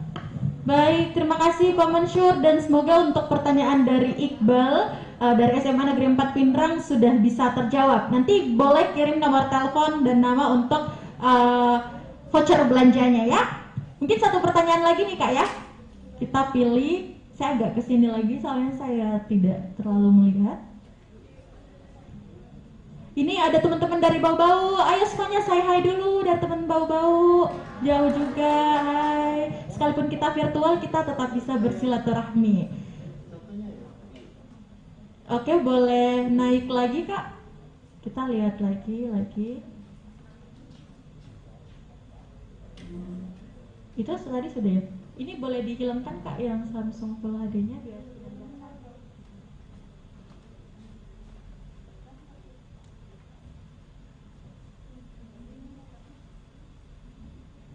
Oke, ini ada satu pertanyaan dari Safiur Rahman Al-Mubarak Umar dari SMA Negeri 17. Kayaknya orangnya di rumah ya nih, via Zoom ya, nggak ada di sini. Pertanyaan saya adalah, apa yang terjadi apabila seorang jurnalis salah memilih atau menuliskan kata-kata dalam jurnalnya dan menimbulkan kesalahpahaman? Bagaimana problem solvingnya ataupun solusi yang ditawarkan? Silahkan Pak Mansur. Ya, ini terima kasih Safiur ya, anak jubel berarti. Iya, Safiur. Teman-teman, tadi di kode etik sebenarnya semua sudah diatur secara sudah dibahas soal ketika wartawan melakukan kesalahan, misalnya salah tulis nama narasumber, salah mengutip, narasumbernya mengatakan A tapi wartawannya menulis B misalnya. Semuanya sudah terutama di undang-undang pers yang mengatur hal itu. Ketika wartawan melakukan kesalahan, ada beberapa hal bisa menjadi solusi, misalnya hak jawab narasumbernya atau pihak yang merasa dirugikan berhak untuk memberikan hak jawab untuk menjelaskan apa sebenarnya yang terjadi. Ada juga yang namanya hak koreksi, narasumbernya menjelaskan betul apa yang dimaksud wartawan yang mungkin dianggap salah, persepsi salah menulis berita. Semua terbaik ketika tidak ada solusi, misalnya saya mungkin cerita soal Tribun Timur, bahwa Tribun Timur tidak berarti tidak pernah melakukan. Kita beberapa kali pernah melakukan yang terbaru kesalahan tanda kutip yang Tribun Timur lakukan 24 jam yang lalu kemarin ya, ketika menulis berita salah satu tokoh bangsa dari Sulsel ditulis meninggal dunia, padahal faktanya bukan beliau yang meninggal dunia, tapi ada orang lain yang kebetulan namanya sama yang meninggal dunia, tapi bukan tokoh yang dimaksud. Dengan demikian Tribun Timur harus melakukan perbaikan berita, harus meralat berita dan menyampaikan berita yang benar, bahwa ini berita yang benar, berita yang tadi adalah kekeliruan. Itu teman-teman, ada mekanisme yang diatur di undang-undang bagaimana ketika wartawan melakukan kesalahan. Terima kasih. Baik, terima kasih Pak Mansur untuk jawabannya. Semoga jawaban tadi bisa menjawab pertanyaannya ya. Nah, meskipun sudah diatur dalam undang-undang bagaimana ketika wartawan melakukan kesalahan, tidak serta-merta atau tidak berarti wartawan harus selalu salah. Di kita, di dunia jurnalis, ketika wartawan melakukan sebuah kesalahan, itu adalah tanda kutip aib ya. Maksudnya aib itu adalah cacat yang harus diperbaiki sesegera mungkin. Misalnya di Tribun Timur ada mekanisme internal. Ketika terjadi kesalahan penulisan berita, ada juga mekanisme internal yang kita lakukan. Misalnya memanggil wartawan yang bersangkutan, diminta penjelasannya kenapa melakukan kesalahan, memanggil editor yang bersangkutan, kenapa, apa yang melatar belakangi kesalahan seperti itu terjadi. Jadi aturan ini bukan memberi celah kepada jurnalis untuk berbuat salah, justru sebaliknya memperkuat profesi wartawan supaya benar-benar teliti, benar-benar detail, benar-benar akurat ketika melakukan sebelum mempublikasikan beritanya. Demikian dari saya, semoga bermanfaat. Ya baik, terima kasih Pak Mansur atas jawabannya, dan sekali lagi kita berikan dulu aplaus yang meriah. Nah baik, masih pada semangat gak sih? Masih. Kayaknya mau dibagi-bagiin duit 100.000 per orang nih, mau? Langsung semangat. Oke, kita tutup acaranya kalau gitu. Enggak. Oke, dan langsung saja materi kedua. Adik-adik harus tetap semangat. Yang kedua ini adalah salah satu materi yang paling banyak mungkin diminati oleh anak-anak milenial yang suka foto-foto, bikin video konten. Siapa lagi kalau bukan materi fotografi dan videografi yang akan dibawakan oleh Bapak Edi Sumardi. Beliau juga merupakan manajer sosial media Tribun Timur. Kita berikan aplaus yang meriah untuk Bapak Edi. Dengan hormat saya silahkan.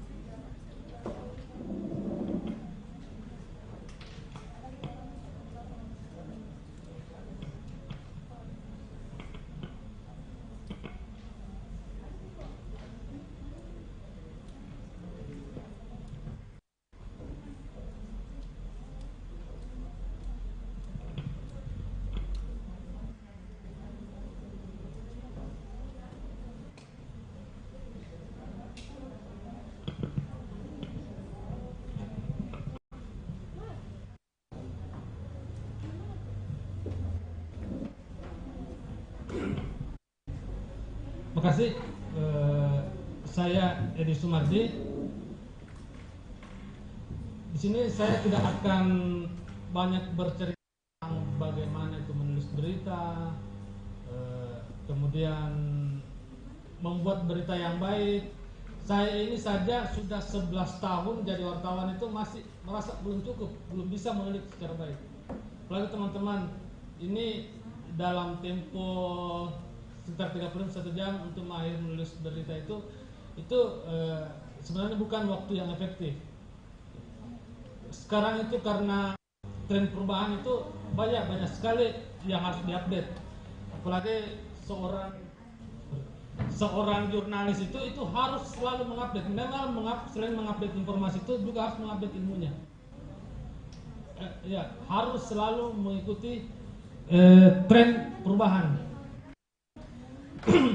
Di sini saya mungkin akan sedikit memberikan pengantar terkait dengan konten apa yang sebaiknya diupload di media sosial sesuai dengan job desk saya di Tribun Timur.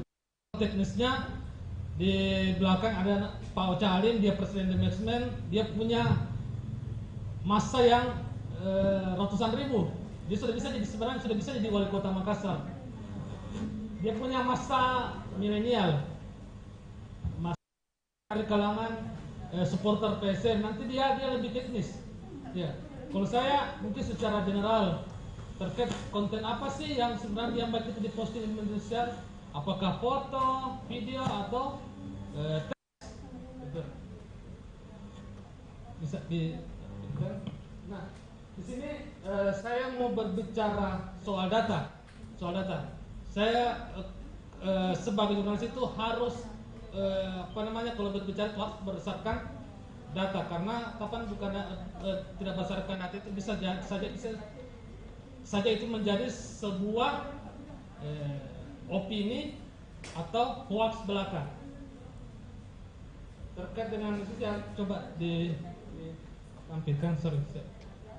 Atau bisa dikasih mati ke sini, bukan depan. Mas, majukan ke depan slide-nya. Ada yang Facebook.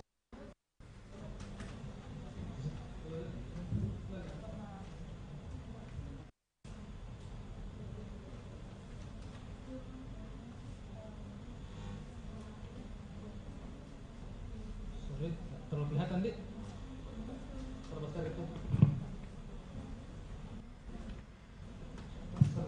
Majukan ke depan, situ ada platform media sosial yang paling banyak dipakai secara global. Maju lagi. Maju lagi. Itu tadi. Nah, teman-teman, ini hasil riset dari lembaga atau perusahaan di luar negeri, itu namanya We Are Social atau Hootsuite. Ya. Ini kalau di negara itu seperti BPS, Badan Pusat Statistik. Jadi setiap tahun itu mengolah data, bahkan dalam setahun itu bisa sampai 2 kali terkait mengolah data itu terkait platform sosial apa sih yang paling banyak dipakai. Teman-teman kan, ya saya kan semua sini itu punya akun media sosial, minimal punya Instagram, Facebook, TikTok, itu, Twitter. Siapa di sini yang punya Facebook? Coba angkat tangan. Punya Facebook satu. Masih Facebook. Kalau Instagram, kalau TikTok berarti masih lebih banyak komunitasnya Instagram. Nah, secara global itu yang paling banyak, yang masih paling banyak dipakai, ini berdasarkan hasil survei pada tahun 2020, kemudian dilansir atau disampaikan kepada publik itu tahun Januari 2021. Ini data paling terbaru, itu adalah Facebook. Kemudian yang kedua adalah YouTube. Ini secara global. Semua di sini ada semuanya orang Indonesia, kemudian orang Amerika, orang Timur Leste, orang Jepang, orang orang Rusia, itu orang China, itu semua ada semua di sini. Kemudian yang selanjutnya adalah WhatsApp. Sorry, bisa kasih besar-besar sedikit tampilannya. Yang paling pojok ya. Kemudian yang ketiga itu adalah WhatsApp. Ya, semua kita di sini kan ya punya WhatsApp. Punya WhatsApp itu selain WhatsApp, aplikasi untuk instant messenger, selain WhatsApp ada Telegram, atau kalau yang pakai iPhone itu bisa pakai dia bisa juga pakai Line. Kemudian ada iMessage itu. Kemudian setelah WhatsApp ada Messenger. Ya, kalau kita punya Facebook itu kan ada kayak tempat chatnya itu Facebook, ini itu Messenger. Kemudian ada Instagram, ada WeChat, ada TikTok. Kemudian ada Kiki ini dipakai di Cina. Ada Weibo dipakai, ada Snapchat. Nah, itu secara global. Kita pindah ke Indonesia. Coba geser next.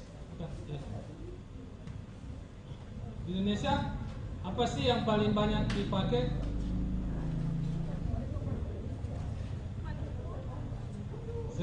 Ya.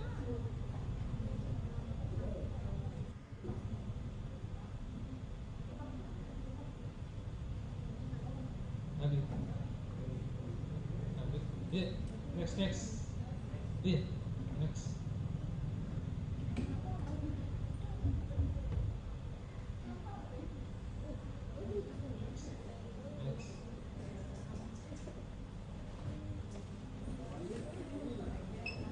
Yeah.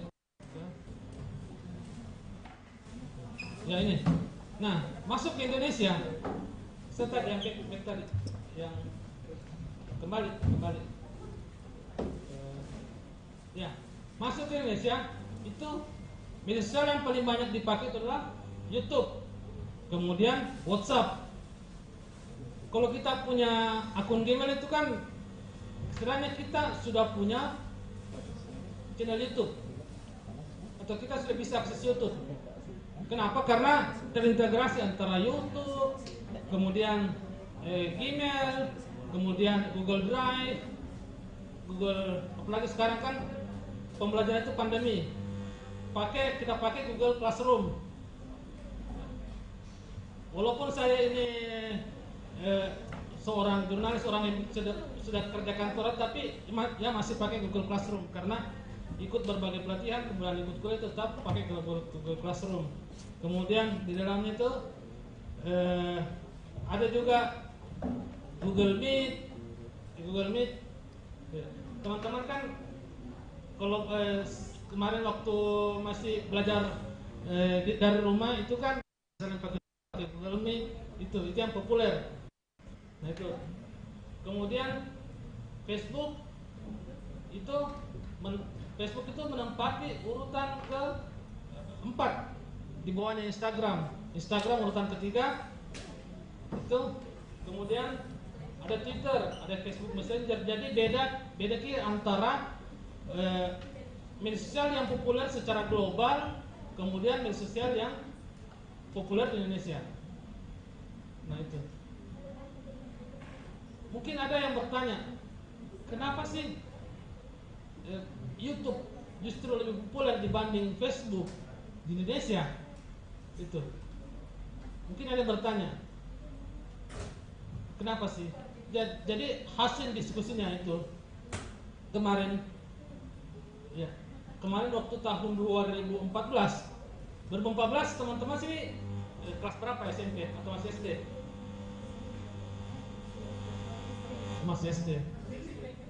Masih SD 2014 saya waktu itu sudah 4 tahun jadi wartawan. 2014 itu waktu orang ramai-ramai tinggalkan Facebook, banyak tinggalkan Facebook. Kenapa? Di situ banyak sekali hoax, ujaran kebencian terkait dengan pemilihan presiden. Nah itu yang membuat Facebook waktu itu dan sampai beberapa tahun kemudian itu menurun jumlah orang ramai-ramai meninggalkan Facebook karena merasa tidak itu, karena banyak sekali politiknya. Walaupun saya ini sudah beberapa tahun, termasuk Pak Mansur itu beberapa tahun politik, tapi ya kalau kita berbicara politik itu bikin kepala juga pusing. Justru lebih enak bicara soal selebriti, bicara soal bola. Betul Pak, bicara soal politik itu bikin pusing. Apalagi pas buka Facebook, muncul mesin berdebat antara pendukung capres ini, pendukung calon kepala daerah ini, itu bikin pusing. Kenapa kemudian YouTube itu lebih banyak dipakai? Karena YouTube itu justru lebih banyak menampilkan soal video. Jadi orang lebih enak mengonsumsi informasi itu lewat video dibanding membaca teks. Di sini ada yang pernah masalah HP-nya. Coba katakan siapa yang pernah masalah HP-nya? Apakah karena jatuh atau apa? Waktu masalah HP apa yang kita lakukan? Sebelum servis. Ya? Ya, coba siapa dulu? Apa yang kita lakukan pas kita jatuh HP atau rusak HP? Dimatikan. Dari sini yang melakukan pas jatuh HP-nya itu, pas jatuh HP-nya cari di Google atau cari di YouTube cara memperbaiki HP rusak atau begini, atau lagi dapat tugas. Anggaplah tugas soal belajar tentang fisika kimia itu disuruh dikasih tugas, coba deskripsikan apa itu bagaimana cara pengolahan minyak bumi. Tuh, dapat tugas misalnya dari guru kimia atau dari guru fisika. Bagaimana cara pengolahan minyak bumi? Itu kalau tidak tahu kan, ya, biasa cari Google cara pengolahan minyak bumi.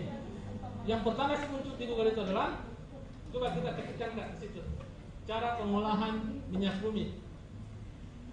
Kita tahu ini Petrofin, Elnusa Petrofin tahu?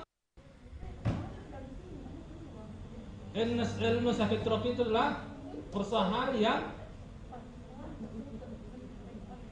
bergerak di distribusi dan pengolahan minyak bumi.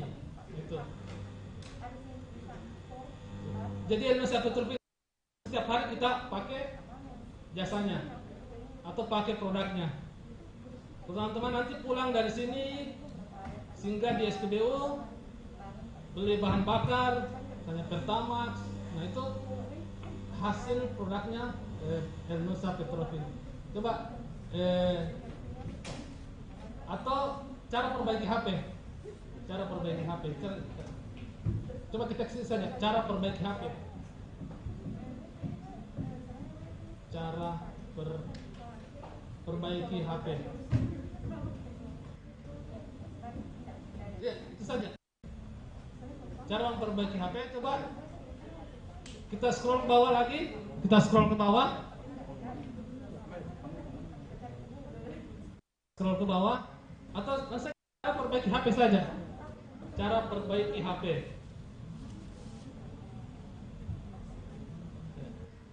Nah, di sini yang munculkan selain teks itu adalah video.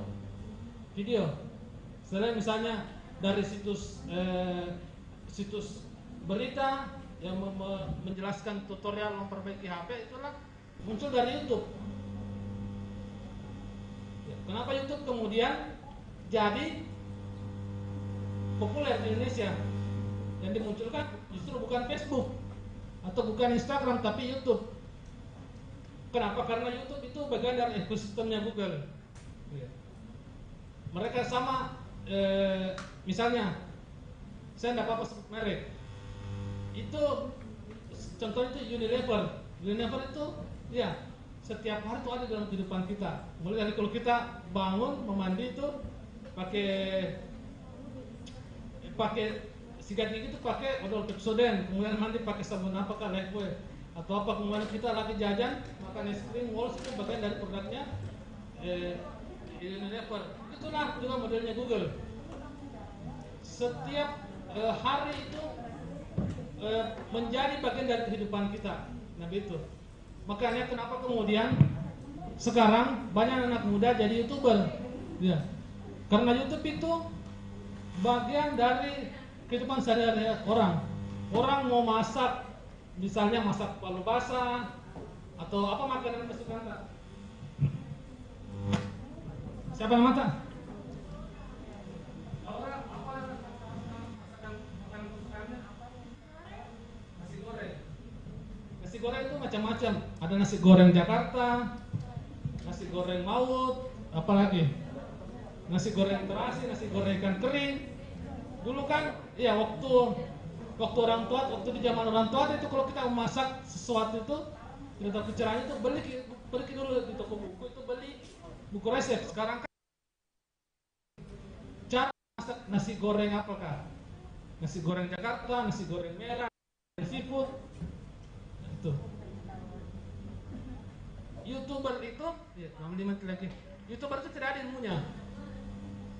Tidak, jadi YouTuber itu tidak ada ilmunya, tapi ya adalah keterampilan yang biasa saja itu yang didokumentasikan kemudian di-share di YouTube. Orang sekarang justru yang jadi YouTuber banyak itu bukan lulusan dari perguruan tinggi, tapi justru ya biasa cuma tamatan SMA, justru malah jadi YouTuber kayak sekarang. Itu kemudian nanti bagaimana cara mengambil gambar yang baik, kemudian yang bagus di-share di di YouTube, kemudian bagus di-share di Reels, kemudian bagus di-share di TikTok, itu bisa bertanya ke Pak Ocha. Sekarang kan kalau jadi YouTuber ini kan adalah satu tantangannya. Ya, kalau kita mau ambil gambar untuk YouTube selama ini kan kita harus pakai posisinya itu landscape. Nah sekarang justru yang banyak digemari adalah short. Short itu kan sama model gambarnya dengan Reels, kemudian TikTok, itu semua vertikal. Kemudian kalau di video YouTube itu kan panjang-panjang itu sampai 1 jam 5 menit. Sekarang justru diperpendek itu short itu kan 60 detik maksimal atau 1 menit.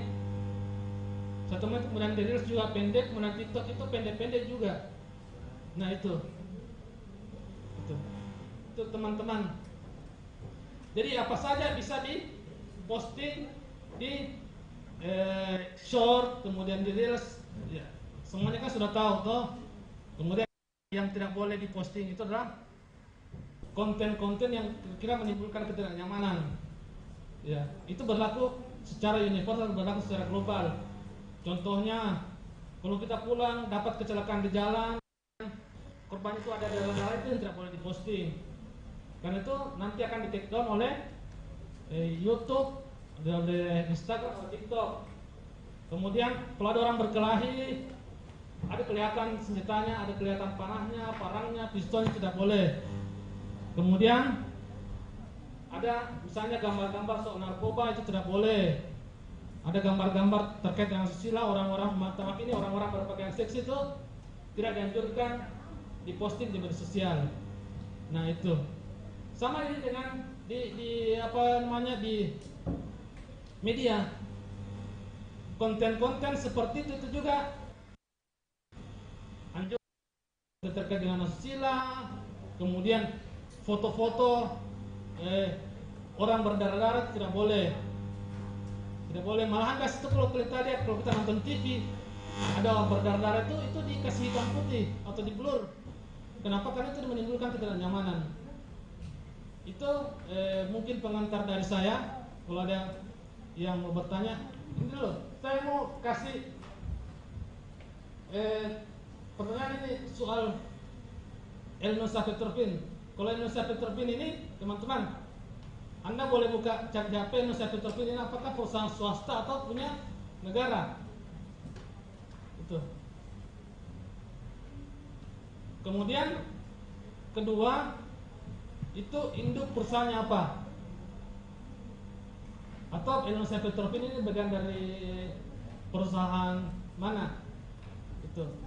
Kalau ada yang mungkin yang bisa jawab benar itu bisa dikasih hadiah. Kenapa? Karena jangan sampai nanti kita selesai pelatihan ini teman-teman ditanya, saya habis ikut pelatihan jurnalis akademi oleh Elnosapetropin. Teman-teman ditanya, tidak tahu apa itu Elnosapetropin. Itu.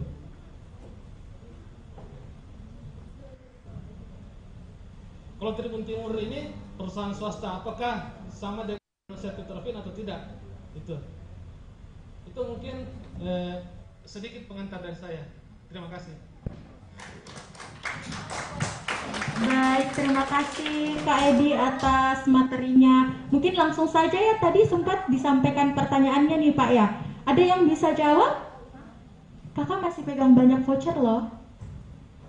Ayo, satu penjawab dari pertanyaannya Kak Edi boleh nih. Ada? Oke, silahkan. Berdiri sayang, terus namanya siapa, kelas berapa, dan jawabannya apa? Saya Hersa Ramadhani Aulia dari 11 IPA 3 dan jawaban saya itu BUMN. Gimana? Iya. Silakan. Bagaimana Kak Edi? Atau langsung didengarkan jawabannya dari Pak Arsya ya? Oke, gimana? Udah benar?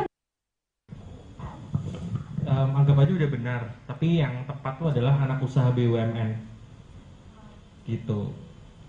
Oke, mungkin boleh dikasih sedikit pengetahuan lagi. apa perbedaannya dengan BUMN dan anak usaha BUMN, biar Sarah dan teman-teman lebih tahu lagi.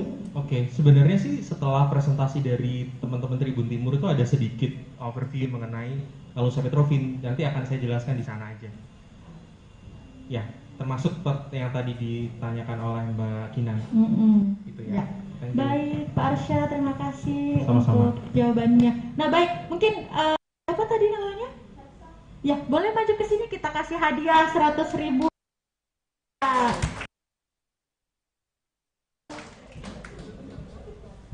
Kasih ya. Sini.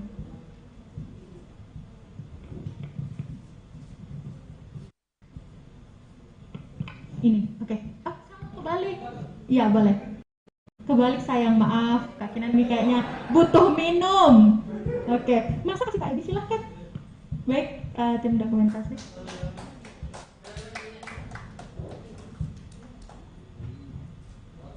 Oke, baik. Terima kasih, silakan kembali di tempatnya.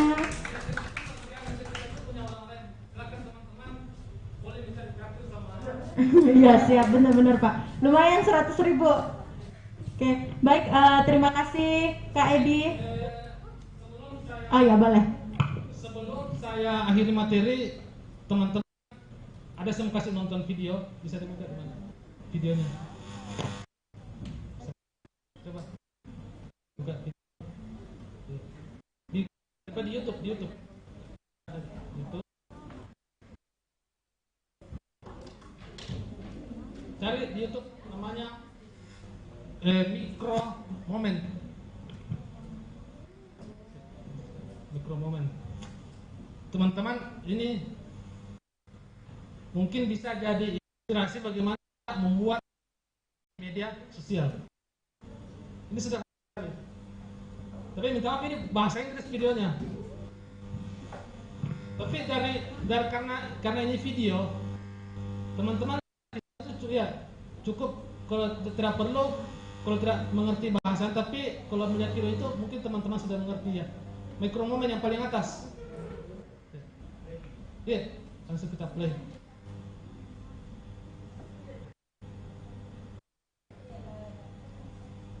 Ada suaranya.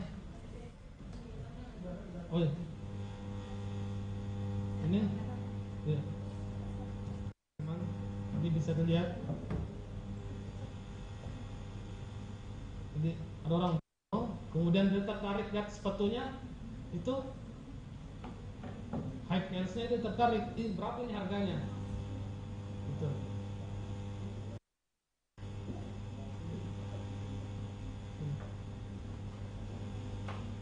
Sama teman-teman, tadi mungkin saya bertanya, ini Indonesia Petrofin ini apa? Apakah perusahaan swasta atau apa? Ada yang langsung cari di Google, kayaknya yang cari di Google itu sepertilah Micro Moment. Teman-teman ketemu seseorang, dia pakai iPhone 13, ya. Langsung buka Google, berapa harga iPhone 13 di Makassar, itu namanya praktik Micro Moment. Jadi kenapa di YouTube itu banyak sekali, karena itu Micro Moment.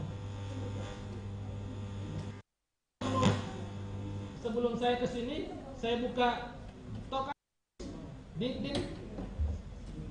Ya. Itu saya kesini, sebelum saya kesini itu saya cari, bukan dulu situs-situ update mengenai insight soal Lensa Petrofin. Misalnya siapa orang-orang yang jadi bosnya di situ, perusahaan itu bagian dari praktik Micro Moment. Oke. Sama tadi, kalau kita mau bikin nasi goreng tidak tahu caranya, itu kita Micro Moment. Terima kasih. Baik, terima kasih Kak Edi. Kita berikan sekali lagi tepuk tangan yang sangat meriah atas dua materi yang disampaikan. Baik, untuk itu sebelum kita melanjutkan materi selanjutnya, tadi kita sudah mendengar dua materi, dasar-dasar jurnalistik dan videografi dan fotografi. Nah, tapi teman-teman masih semangat nggak? Masih. Hai. Oke, baik, semangat ya. Nah, materi selanjutnya masih dilanjutkan lagi dengan materi videografi dan fotografi. Tapi kali ini dari Bari atau yang lebih dikenal dengan sebutan Kak Ocha. Nah, untuk itu Kak Ocha juga akan memberikan materi mengenai fotografi dan fotografi. Beliau juga merupakan manajer video dan fotografi di Tribun Timur. Kita sama undang Kak Ali dan Kak Ocha untuk dapat menemani kita di depan bagikan ilmunya. Berikan dulu plus yang meriah dong untuk Kak Ocha.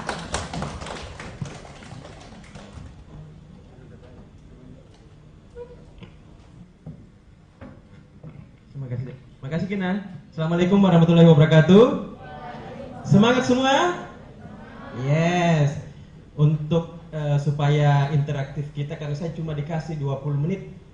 Kalau saya bicara itu paling sedikit 2 jam biasanya. Untuk supaya betul-betul teman bisa paham apa yang saya bicarakan. Jadi ini saya singkat karena tadi saya dikode cuma 20 menit, tadi 15 sebenarnya. Tidak, setambah 5 menit lagi. Setuju ya? Jadi teman-teman, saya harap kita kerjasama. Semua handphonenya tidak ada di tangan, semua disimpan, matanya ke saya semua karena ini penting sekali ilmunya. Nah, perkenalkan saya Ocha Alim, saya redaktur foto dan video di Tribun Timur. Jabatan saya itu sudah mentok, tidak bisa lagi naik-naik. Kecuali kalau saya diminta sama pemilik perusahaan untuk jadi pemimpin umum. Itu bisa. Tapi untuk jadi pemimpin redaksi susah sekali. Banyak yang saya harus lawan. Nah, teman-teman, saya lebih ke teknis saja. Saya memperlihatkan lebih banyak hasil-hasil karya saya dan hasil karya anak saya. Anak saya ini 5, anak saya 5, semua fotografer. Dan kalau di Makassar itu sudah punya nama. Mereka kalau ada lomba foto, begitu anak saya 2 ini ikut, biasa ditanya, ikut Faiz, ikut Fadel, ikut Alif. Kalau disebut anak saya 2 ini, rata-rata fotografer yang SMA itu pasti tidak mau ikut. Kenapa? Karena sudah pasti ini juara 1, juara 2. Dan mereka tahu bahwa kalau saya juri, mereka tidak ikut. Makanya saya bilang, saya nanti juri paling kasih sortir saja foto-foto yang ini. Untuk menentukan juara 1, juara 2, juara 3 sampai harapan 1, 2, 3 itu saya tidak terlibat. Kenapa? Takutnya kira nepotisme, Pak. Nah, ini oke, kita lihat. Jadi saya tidak berikan teman-teman karena batas waktu yang diberikan saya sangat singkat sekali. Jadi saya tidak mau jelaskan apa itu fotografi. Nanti teman-teman baca di internet ya, karena semua ada. Nanti kalau mau lebih lanjut lagi kita bikin nanti kelas khusus, nanti saya akan datang. Oke, slide pertama.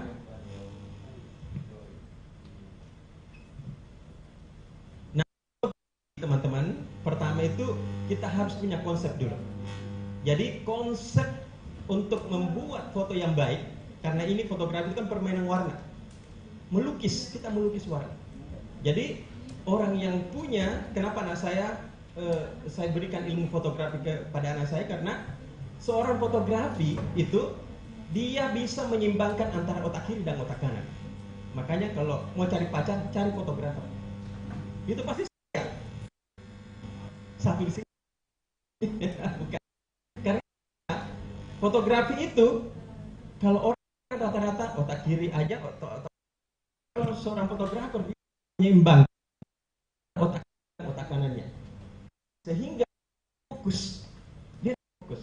Coba kita ini saya kombinasikan hasil karya saya dengan anak saya. Jadi tahu fotografi itu asik sekali kita punya hidup. Makanya umur saya 2 tahun sekarang tapi masih happy. Biasa kalau saya jalan dengan anak saya 5 orang itu biasa saya dianggap saudara. Kenapa? Karena tidak ada batas. Karena saya memanggilkan ayah bukan bapak, tapi itu panggilan akrab sekali, panggilan kakak. Jadi anak saya itu jadi keluarga saya itu kalau kenal sekali dengan akrab sekali, memanggil kita lagi kan, Pak Ocha, Pak Ali bukan.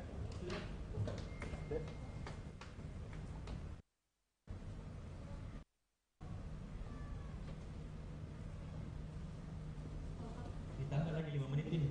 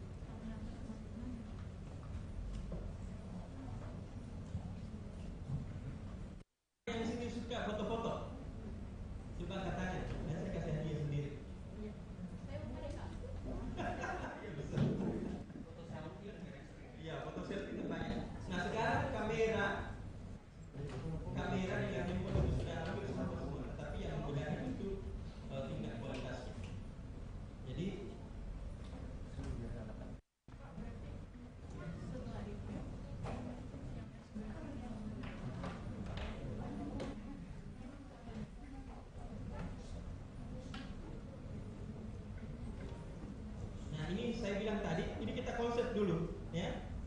Konsep foto itu. Nah, ini foto anak saya ini. Dia masih waktu itu di SMA 1, dia masih kelas 1 SMA. Sekarang sudah mau S2.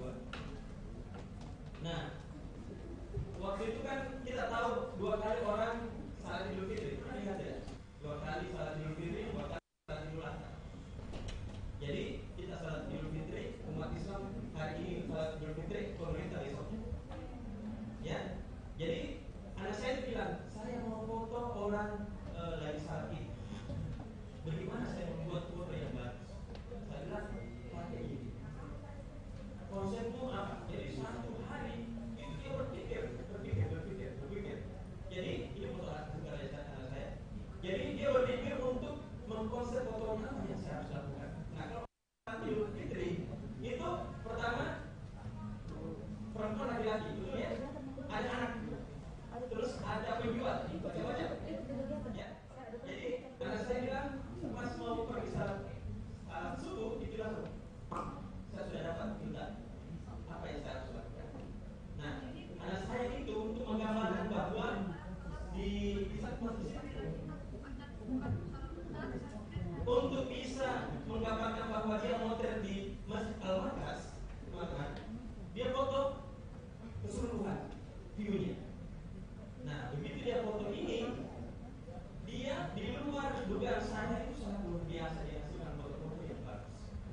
Jadi ada orang tua laki-laki dan anak, dia memutuskan untuk mengambil objek anak.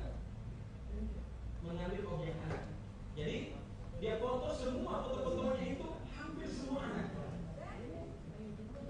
Ini bisa dilihat di sini ya. Bisa. Coba foto kedua lagi. Nah, saya bilang tadi anak-anak. Jadi dia motret ini tentang anak dan mainan. Dia memutuskan anak dan mainan. Dia konsentrasi. Jadi konsentrasinya itu bukan ke macam-macam. Dia fokusnya ke anak dan mainan. Nah, kita lihat ini ada penjual balon anak. Betul ya? Kemudian foto kedua, berikutnya lagi. Terus ada anak lagi. Ya. Jadi dia fokus ke anak. Anak mainan. Terus kita lihat lagi. Anak mainan. Next. Anak mainan. Terus anak mainan. Dia konsentrasi ke situ. Terus anak sampai dia tadi tunggu sampai ngantuk. Ngantuk itu cuma beberapa detik selesai. Dia bayar langsung bawa.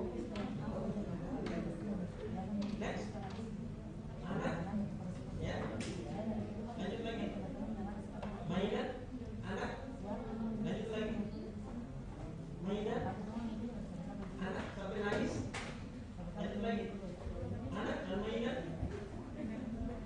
Anak. Terus anak. Terus anak mainan. Dia ambil ini.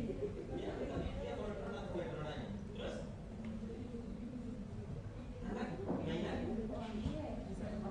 Mainan dan anak. Lanjut lagi. Next. Mainan, anak. Next. Terus sampai dia ambil detailnya. Mainannya. Next. Anak. Dikeliling. Terus anak. Mainan. Next. Anak. Mainan.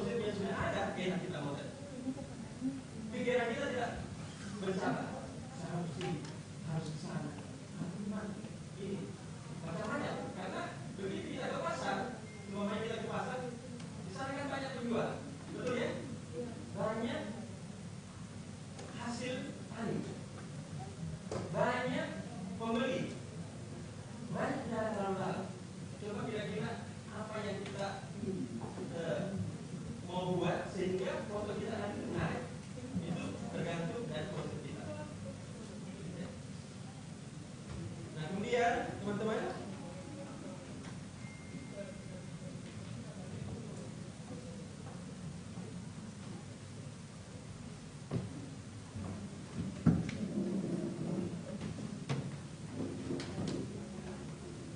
ini kita lihat.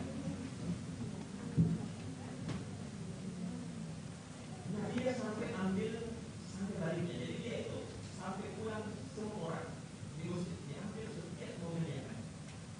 Kalau menurut saya dia bikin foto ini sampai 1000 frame. Kalau dulu masih dirasain masih pakai roll dengan kita, habis roll kita ini karena era digital. Nah terus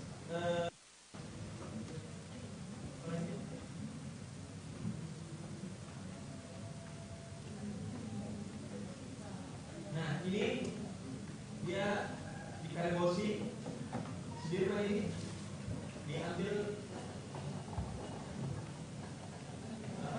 suasana pengemis ini. Dia sampai bilang pergi sampai dia untuk mendapatkan foto yang baik yang betul-betul nilai jurnalisnya tinggi. Dia sampai bilang pergi. Hanya yang tahu bapak-bapak ini. Kalau dia sampai tahu di bawah dia betul ya. Nah, ini kan tidak jalan dia tadi. Ada foto dia tidak jalan di bawah sambil ada kemana. Nah, dia masih pikir masih orang belum ramai di dalam.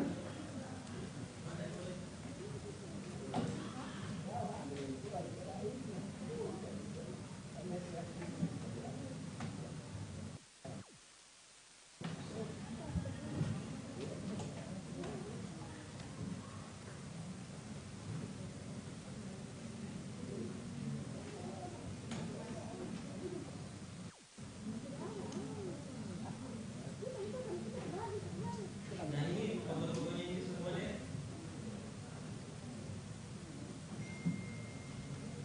Nah ini salah satu foto juga yang menurut saya bagus dan ini juara satu waktu lomba foto di Humanitas.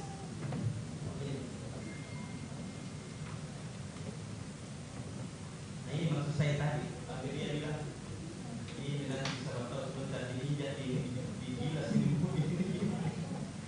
Kita lihat ini dia bapak ini tengah-tengah sekali, betul ya? Nah ini kita tidak, kalau dari depan ini tidak kelihatan bahwa orang di situ dan tertutup orang.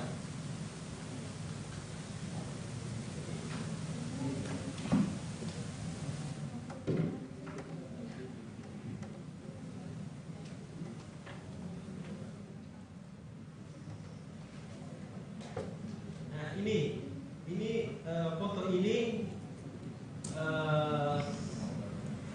itu apa beda-bedanya Agnes Monica itu 3 kali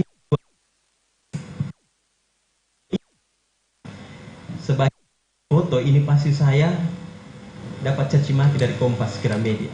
Kenapa? Kalau di media lain dimuat foto ini tidak apa-apa, tapi reputasi Ocha Alim sebagai akan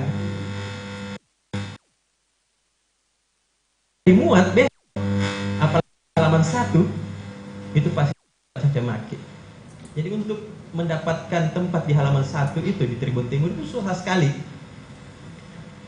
Dikasih tugas karena fotografer saya punya tugas yang lain.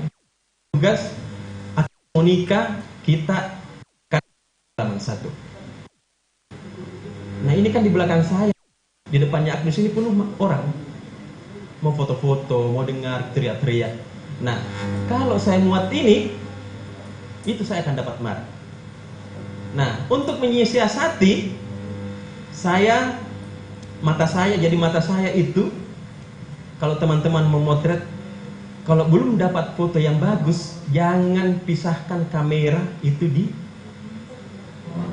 matanya. Karena ini jendela mata kita, ini jendela dunia di mata kita. Makanya disebut jendela kita. Nah, next. Nah, kita lihat ini sudah layak untuk satu. Ini, kalau sesi dari segi jurnalis ini sudah layak, tapi saya belum puas. Walaupun ini responnya ini sangat luar biasa.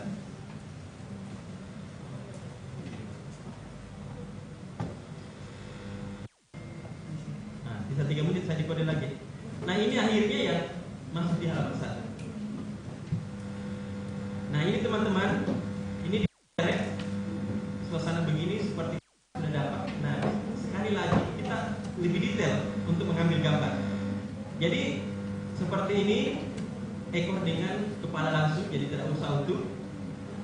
Nah, saya menggambarkan bahwa masyarakat di sana itu ramai, di pelelangan ikan itu ramai. Jadi tidak usah kita ambil tubuhnya, wajahnya, penjual atau pedagang. Nah, ini saya mau lihat kehidupan bahwa di pelelangan ikan itu keras sekali. Ini sampai ini kita lihat ini kukunya, ini sudah juga hampir sama hancurnya ini mata ikan. Nah, itu jadi detail kita ambil. Nah, ini juga ini foto anak saya juga waktu di Klenteng ini acara apa itu Gonsi Pace apa namanya? Imlek, ya Imlek betul. Nah, anak saya itu sekali lagi dia mengambil suasana seperti ini dan dia ambil detail lagi. Dia ambil ini burung ini, penjual burung kan selalu ada kalau di setiap kelenteng itu.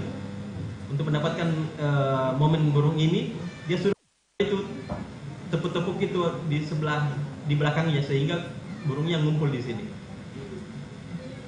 Ini kita lihat dia bukan cuma masyarakat di sana, ini sampai di detail ini lampunya, dan ini kita lihat sampai dia ambil dia punya apa lagi namanya ini?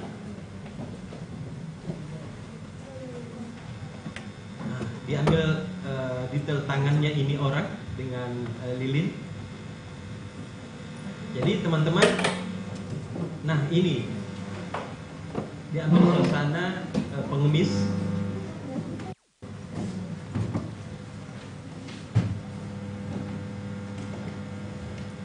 Masih ada 2 menit selesai.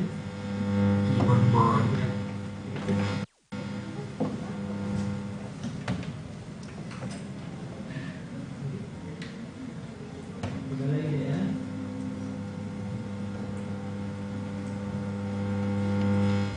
Nah, ini yang sport ini teman-teman, foto sport. Kebetulan karena saya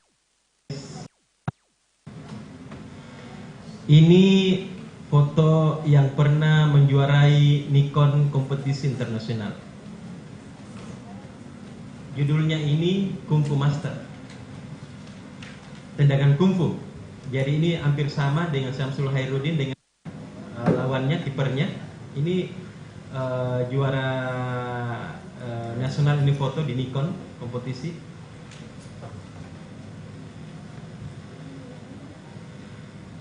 Ini 3 frame ini, jadi kita lihat suasana supporter juga tadi. Nah, ini hidup saya saat meliput foto olahraga, saya banyak dapat uang di sini. Satu foto saya itu dihargai itu sampai $100. Nah, $100. Nah, ini teman-teman, ini tantangan buat kita. Jadi ada beberapa perusahaan, ada beberapa perusahaan itu tidak membawa fotografer luar negeri. Kontrak saya karena saya dianggap fotosport yang terbaik lah di Indonesia Timur. Saya foto ini, ya ini pertamanya kembali itu. Ini untuk mendapat suasana ini sangat sulit. Dilarang. Jadi ada kalanya kita biasa hukum. Ini bahaya loh, ya. Ini saya bayar ini anak ini untuk mendapatkan foto ini, saya bayar masing-masing 50.000 satu orang. Siapa yang mau uang 50.000? Saya cuma butuh 10 orang. Saya kasih ini dia, ini topi sponsor. yang saya pakai. Siapa yang pegang ini? Begitu mau lewat mobil, begini ya. Berteriak mereka. Mereka tidak tahu bahwa setelah kejadian ini pasti dia mandi debu. Betul ya? Ini kejelian untuk mendapatkan momen-momen, dan ini di halaman 1 Tribun Timur. Dan diambil juga di media-media nasional termasuk Kompas. Karena fotografernya tidak ada itu. Ini next lagi. Itu kita lihat sana anak sini. Lanjut lagi. Nah, ini terus. Nah, ini teman-teman. Fotografer itu saya sudah diingatkan jangan mengambil momen di sini. Kenapa? Karena ini mobil ini kan kecepatan tinggi. Batunya bisa praktik orang bilang. Dan hampir saya kedapatan. Tapi untuk mendapatkan foto yang bagus, itu memang harus diperhatikan kita punya ini. Semuanya kuat sekali. Saya ambil fotonya, setelah itu selalu langsung hantam pakai batu, langsung saya pindah cepat. Kenapa? Karena biasanya itu peringatan sudah naik peringatan bencana. Next lagi. Nah ini juga ini foto ini luar biasa. Jadi ini anak ini saya kasih juga uang. Kasih uang 100.000 dan dia manja. Begitu dia datang, makanya teman-teman untuk membuat foto jangan sampai sama. Kenapa? Kalau sama foto kita dengan semuanya di media ini dengan media ini pilihan, tidak istimewa lagi, betul ya? Harus istimewa. Nah ini saya bayar. Begitu teman saya karena dilihat dari jauh, anak ini lihat anak-anak ini, kalau fotografer listriknya bagus, dia akan cari, dia akan kejar imam. Begitu dia lihat itu ada momen dia lari. Saya bilang, lamanya lagi ini, berapa detik mobil datang. Begitu dua mobil datang, langsung, betul. Itu tentara saya bilang, ya anak Pak Ab kita bikin di situ, nanti ditabrak. Bahaya, tikungan dia. Ini kan bisa langsung disuruh, langsung jatuh. Ini begitu teman saya mau foto begini, saya langsung, Bapak, itu bahaya apa ini tentara ini? Suruh turun itu anak. Begitu turun, tidak ada momen lain seperti itu. Ya, jadi kita harus memang pintar-pintar melihat momen. Oke? Coba. Nah nanti kita lanjut ya, karena memang sangat singkat waktunya. Demikian, assalamualaikum warahmatullahi wabarakatuh.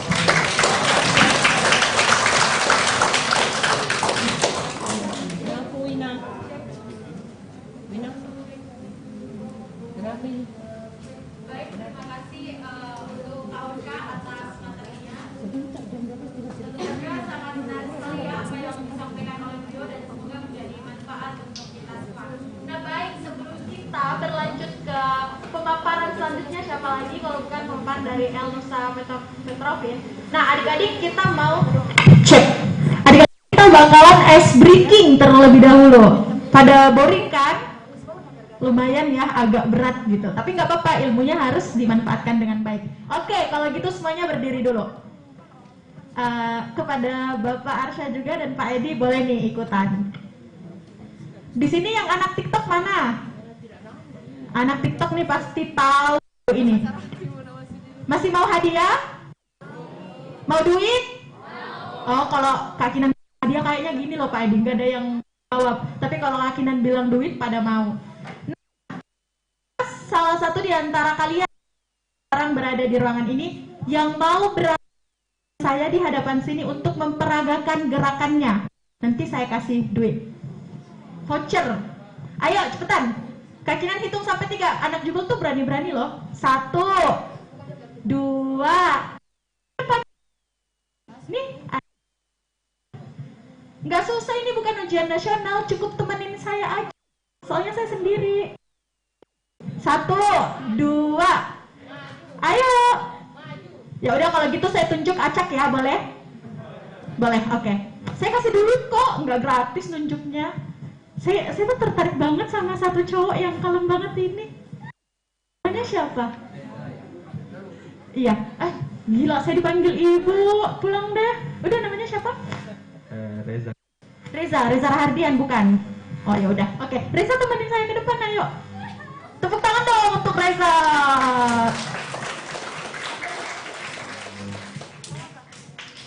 Ayo sini Reza. Ih Reza malu-malu. Saya cantik kok Reza, nggak usah malu-malu. Reza sekarang kelas berapa? 11. Iya. Gitu malu. Kelas 11. Reza tahu TikTok kan? Oh yaudah, temenin saya goyang mau? Joget maksudnya gitu loh Reza. Ya udah, jadi teman-teman lihat di YouTube, kita bakalan biar ngerimen kembali, biar refreshment ya. Oke, teman-teman tim boleh dibantu diputar videonya. Kita juga ditemenin loh sama Pak Arsyad. Harus goyang juga nih Pak ya. Siap. Oke. Kapan lagi kita suruh joget nih yang punya Petrofin El Nusa teman-teman. Oke, tunggu suaranya ya. Harus joget ya, yang nggak joget ini. Reza juga. Sini Reza di tengah. Oke semuanya.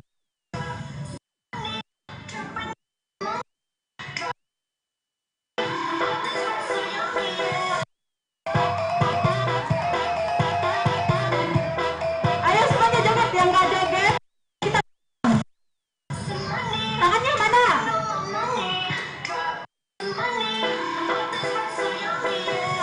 Ayo ke kanan, terus ke kiri. Ibunya juga joget yang di belakang. Pokoknya lagunya jangan berhenti kalau semua nggak joget.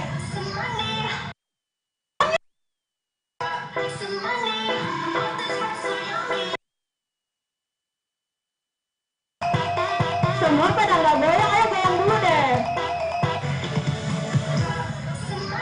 Ya, ikutin kakinan, ayo. Kanan. Oke, kiri lagi. Oke, applause dulu deh untuk kita semua.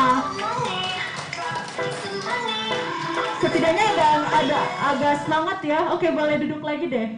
Reza belum kakinan suruh balik loh. Reza ini deh orangnya. Mau duit nggak? Mau. Oke, pegangin dulu, bantuin. Ya Allah, nggak suka jadi cowok. Nih, kakinan kasih. Mau? Iya kak? Mau dikasih langsung atau sama siapa? Oh, mau langsung.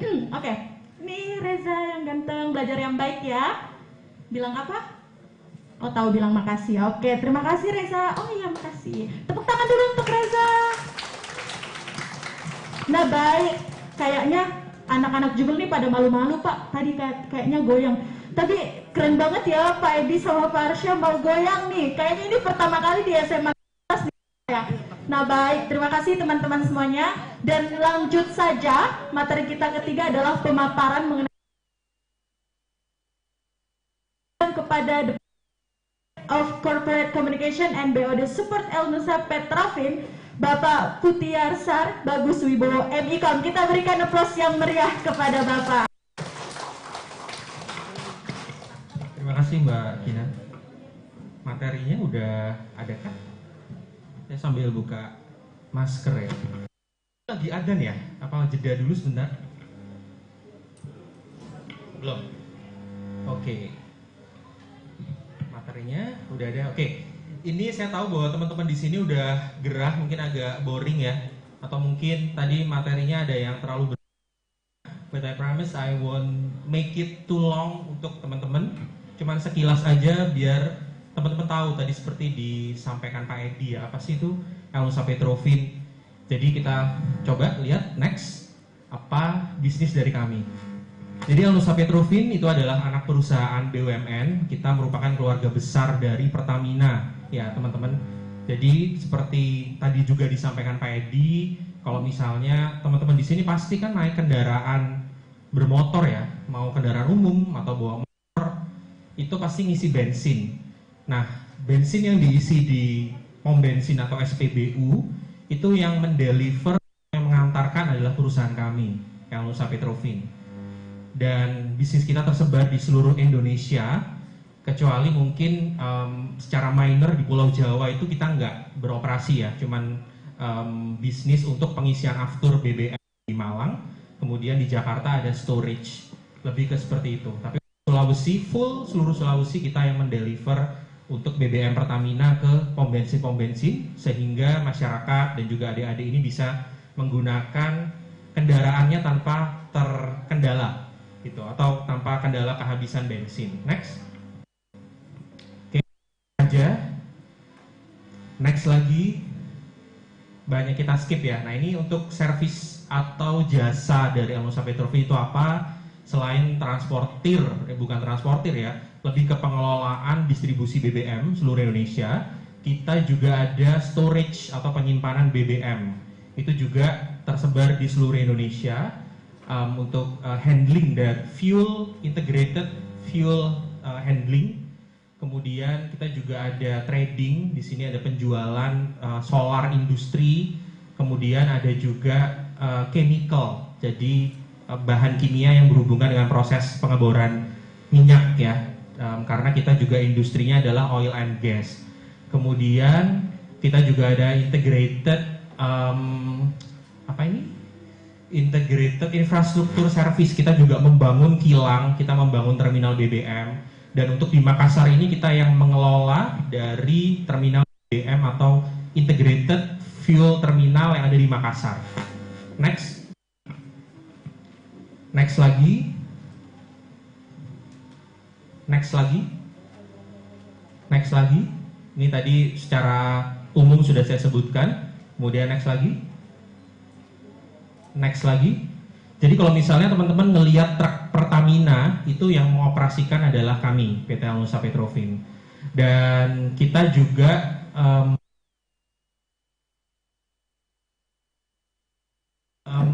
siapa yang misalnya Mas lulus SMA nanti mau langsung kerja, saya boleh tahu, boleh tunjuk tangan. Siapa yang mau langsung kerja? Oh, nggak ada yang mau. Berarti langsung kuliah ya? Berarti ya, alhamdulillah. Nggak semua dari kita bisa beruntung mengenyam bangku pendidikan kuliah.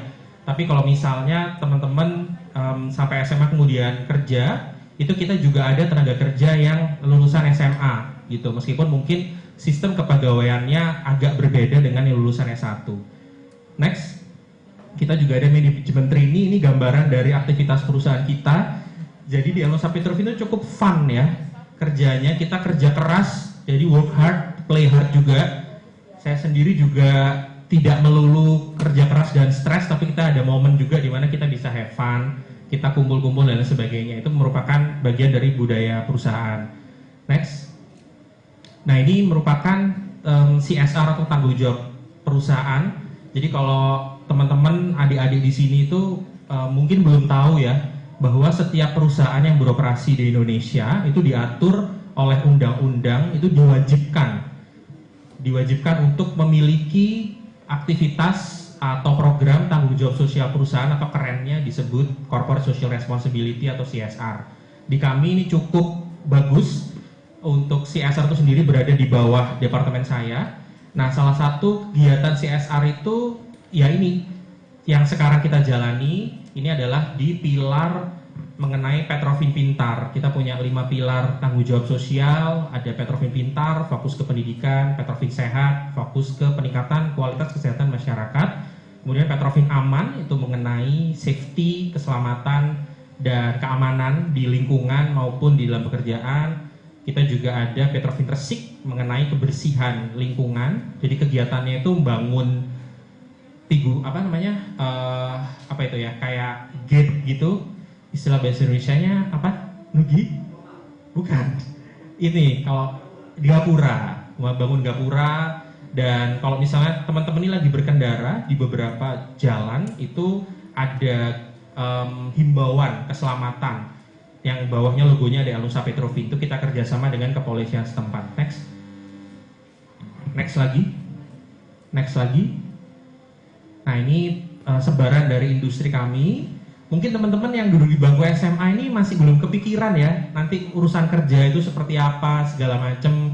Tapi mudah-mudahan sedikit paparan saya ini bisa membuka wawasan teman-teman gitu, bahwa nanti setelah bangku pendidikan ada pertaruhan, istilahnya pertaruhan dari kompetensi dan skill teman-teman di masyarakat, yaitu bagaimana teman-teman mencari kerja gitu. Dan di kami kita juga selalu terbuka terhadap tenaga kerja dari lokal. Jadi gimana kita beroperasi, kita selalu ada sekian persen tenaga kerja lokal gitu. Kita juga mengharapkan next lulusan dari SMA 17 ini bisa bergabung dengan kami gitu ya. Nextnya, nah ini tadi pilar-pilar CSR yang saya sampaikan. Ada Petrovin tanggap juga, tanggap bencana. Kemudian next, ini Petrovin aman, contoh-contoh aja ini. Next lagi. Terakhir kita mengadakan CSR di Sulawesi itu ini memberikan pelatihan kepada ibu-ibu. Biasanya ibu-ibu itu emak-emak kalau nyetir motor agak ngawur ya. Jadi belok sen kanan beloknya kiri, sen kiri beloknya kanan.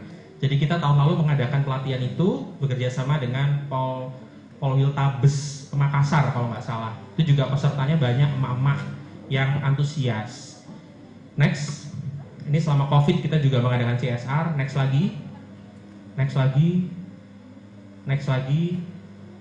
Ini juga ada UMKM, terus ada sistem pengelolaan CSR juga yang udah dilakukan secara digital. Next. Ini pas adzan juga ya. Ini kita juga dapat beberapa penghargaan. Next lagi. Oke, terima kasih. Nah, sebelum saya akhiri, saya pengen tanya nih ke teman-teman di sini mungkin, Mas yang pakai kacamata siapa namanya, Mas? Boleh dibantu mikrofonnya?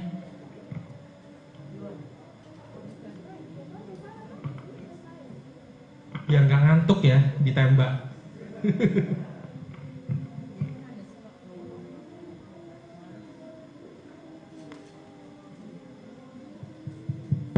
Tes. Ya, namanya siapa Mas dari kelas? Reza Prial dari kelas 10 IPA 2. Oke, dari IPA. Namanya siapa? Dera. Ya. Dera. Namanya? Jeza. Jeza. Oh sorry, jauh banget ya. Oke, kalau dari Jeza sendiri gimana kesannya mengenai kegiatan hari ini? Oke, mungkin kita jeda sebentar ya untuk adzan.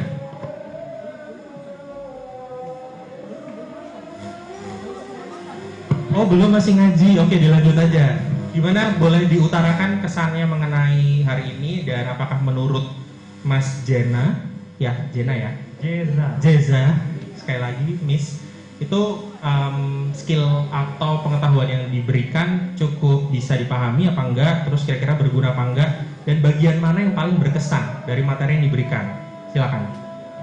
Pesan-kesan saya buat materi kali ini bagus sekali, terutama menurut saya sendiri pribadi yang paling menarik di antara semuanya itu bagian fotografi. Jujur saja ya. Tepuk tangan dong teman-teman. Kenapa lebih menarik? Apakah karena nggak ada teorinya, langsung contoh? Tetap ada teori yang diberikan seperti praktek cara pengambilan foto beserta teknik-tekniknya. Namun bagian paling menarik itu cara menentukan foto. Oke. Ya. Terus pesan saya buat kegiatan selanjutnya, semoga bisa membawakan materi lebih banyak lagi yang berguna buat murid-murid sekalian. Oke, mantap. Terima kasih. Kita berikan tepuk tangan pada Mas Deza. Thank you untuk inputnya. Mungkin saya pengen dengar suara yang cewek ya. Bisa dengan Mbak ini? Itu? Nugi? Ya. That one. Ya. Boleh berdiri Mbak, disebutkan namanya, terus kelas berapa, terus sama seperti Mas Deza tadi.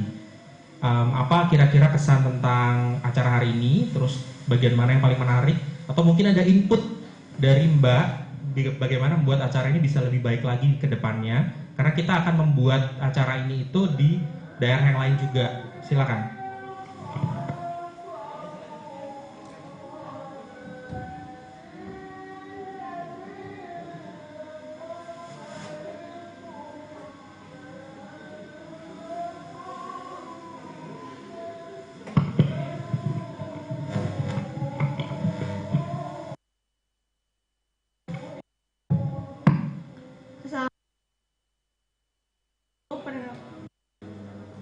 Perkenalkan nama saya Ranasta dari kelas 11 IPA 1. Mungkin sama tadi dengan itu, saya lebih menyukai ke foto.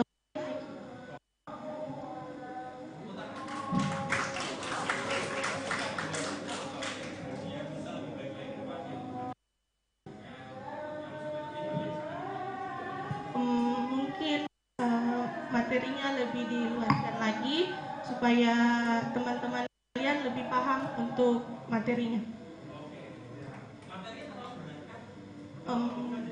Kalau saya pribadi sih nggak terlalu. Ya.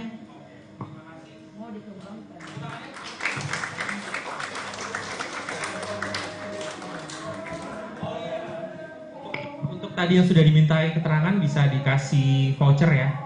Boleh maju ke depan sini, Mas Deza juga. Tasnya nggak ketinggalan ya di bawah. Lu nggak apa-apa lu. Oke. Oke, jadi nanti kita langsung saksikan sama-sama penyerahan secara simbolis oleh Pak Arsya kepada kedua penjawab terbaik ya. Oke, silakan tim dokumentasi.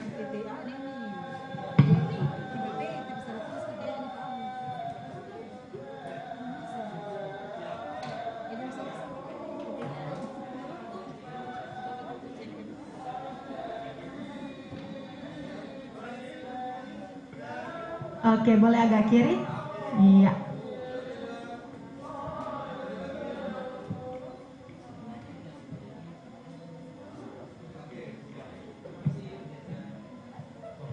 Thank you Mbak Kinan. Baik, dengan berakhirnya seluruh rangkaian acara, mungkin saya atas nama Elnusa Petrovin dan atas nama Tribun Timur juga ya, selaku penyelenggara acara ini, karena kami berkolaborasi, mengucapkan terima kasih atas partisipasi dari adik-adik semua, baik yang online maupun offline di sini, udah nahan panas, udah nahan boring mungkin ya, tapi tetap stay di sini. Saya mengucapkan terima kasih dan mohon maaf kalau ada kekurangan.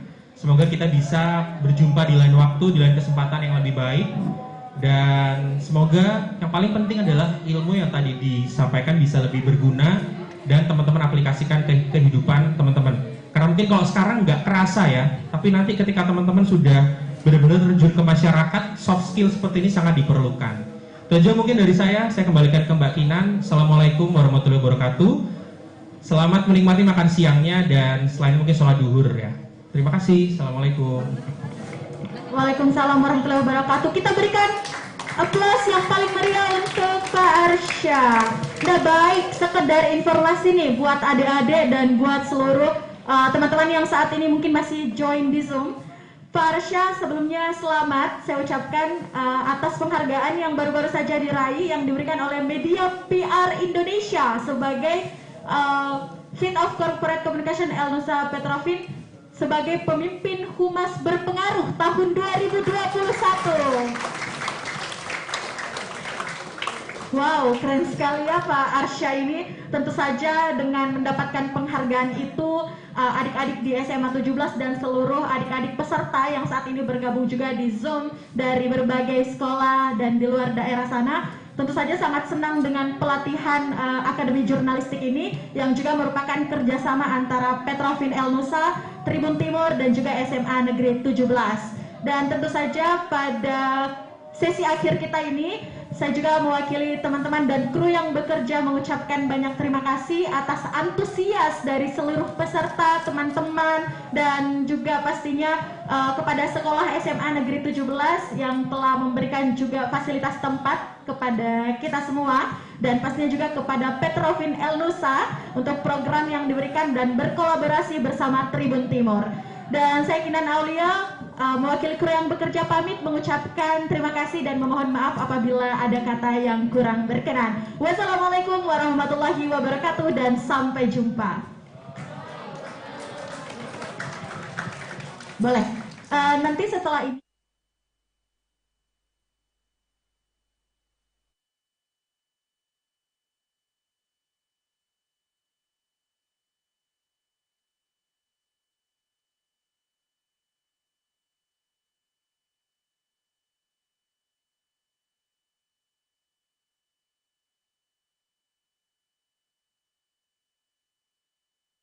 mungkin kita ini kebanyakan uang ya, amin, kebanyakan anggaran. Nah jadi saat ini sekedar informasi sebelum kita sesi foto bersama, kita menyiapkan ada 25 voucher belanja senilai 100.000. Dan untuk mendapatkan ini tentu saja teman-teman boleh dengar baik-baik. Ini mungkin masih join di Zoom juga dan peserta yang ada di Zoom. yaitu adalah lomba menulis. Nah, lomba menulisnya ini ada beberapa tema, Kak Kinan bacakan terlebih dahulu.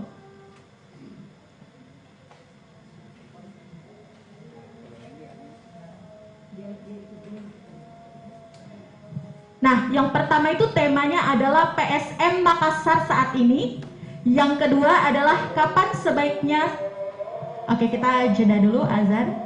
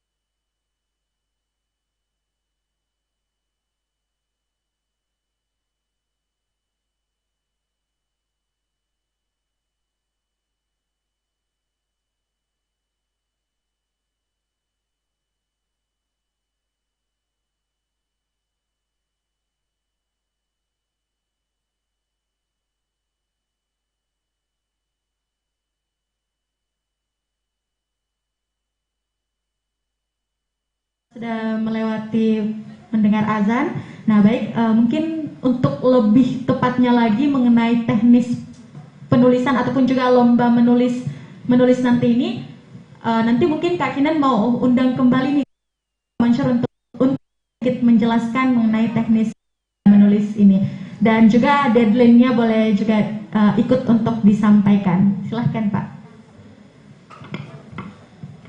Ya, teman-teman peserta maupun online tadi bisa ditampilkan temanya ya. Ini diralat untuk poin kelima SMA mungkin juga bisa dengan SMA masing-masing ya.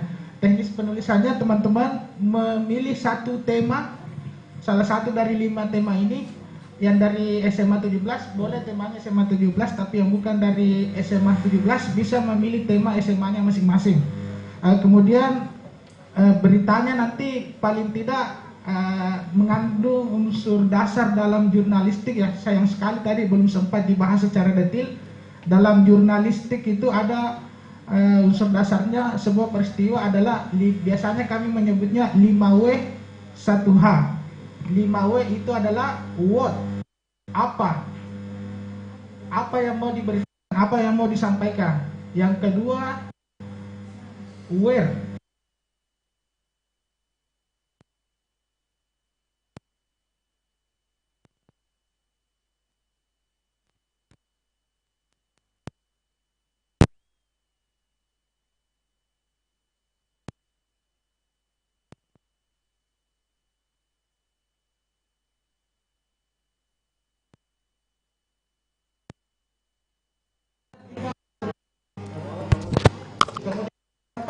supaya berita lebih detail, paling tidak bisa menjawab penasaran pembaca unsur why, kenapa.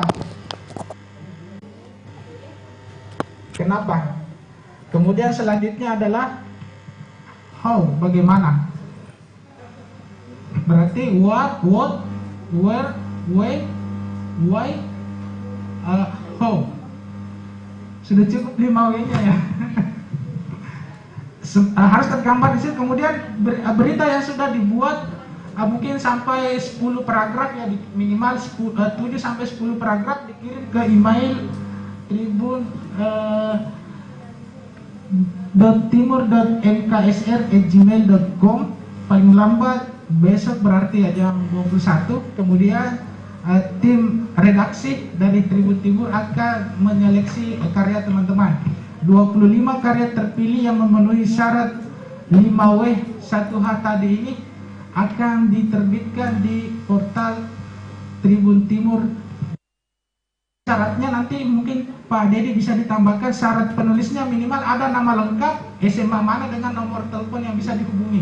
Nomor teleponnya nanti dengan emailnya di bagian bawah atau di bagian atas tulisannya kami tidak publikasikan.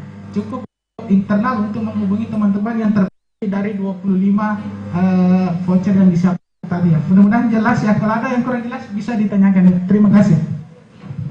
Baik, terima kasih Pak Mansur atas penjelasannya mengenai teknis lomba kepenulisan ini. Nah baik, teman-teman juga sudah lihat deadline-nya, sudah tahu juga dikirim kemana. Jadi selamat mengerjakan tugasnya, tugas yang berhadiah. Kenapa Kak Kinan bilang berhadiah? Karena kita sudah menyiapkan 25 voucher belanja. Yang pertama ada 10 voucher OVO senilai 100.000, yang kedua 10 voucher Gramedia senilai 100.000, dan 15 voucher belanja senilai 100.000. Jadi manfaatkan 25 yang akan dibagikan secara 5 orang terpilih dengan sistematika tulisan yang telah ditetapkan oleh teman-teman redaksi. Nah seperti itu.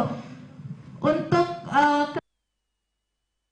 bisa lihat deadline-nya di sana, dan teman-teman juga yang sudah join Zoom, kami juga sangat mengharapkan untuk bisa mengikuti kegiatan lomba menulis ini. Dan kami tunggu karya-karya teman-teman yang hari ini juga mengikuti pelatihan jurnalistik akademi. Baik teman-teman sekalian, selanjutnya mungkin sebelum kita berpisah, mungkin ada baiknya kita berfoto bersama dulu. Tapi sebelum kita memasuki sesi foto bersama, ternyata kita mau dikasih merchandise nih sama Pak Arsya. Nah untuk itu mungkin saya mengundang Pak Arsya, kemudian kepada Ibu Wakase untuk dapat menerima merchandise dari Petrovin Elnusa. Kita akan memberikan secara simbolis. Silakan Ibu naik ke depan.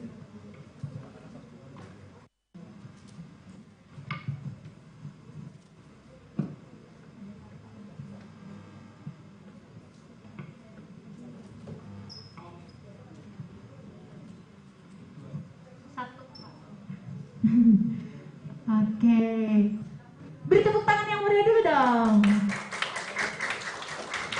Iya. Oke.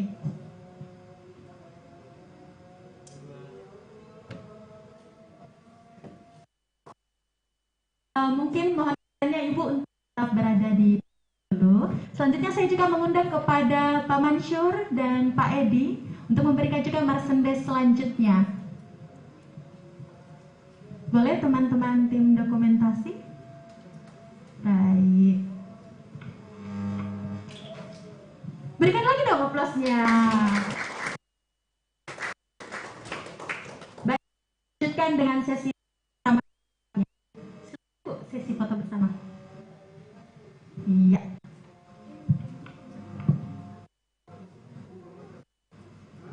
Boleh foto pakai masker, kemudian biar wajahnya kelihatan. Iya. Ih, ganteng-ganteng ya. Oke. Baik, tepuk tangan dulu. Tolong jangan turun dulu, nggak apa-apa ya Pak. Baik. Kita, teman-teman suka selfie nggak? Suka? Suaranya dong, suka? Oke. Nah, selfie nih. Pak, boleh nih balik ke sini ya, tapi pakai HP aku aja ya. Nggak apa-apa, eksis sekali. Nggak apa-apa Pak. Belakangnya balik ke sini. Iya, oke. Semua berdiri kalau bisa ya. Oke, tim dokumentasi. Sinan di mana nih? Oke. Baik. Oh, agak di belakang meja. Pak, permisi, mohon izin Kinan masuk di tengah-tengah orang-orang hebat. Sebenarnya udah ada sih, tapi nggak apa-apa, ini buat dokumentasi ala-ala aja. Nggak sampai Kinan, Pak. Oh, begitu aja, Pak. Tapi kameranya nyala. Oh, nggak usah berarti. Oh, cuman ala-ala. Oke, jempol. Jempol.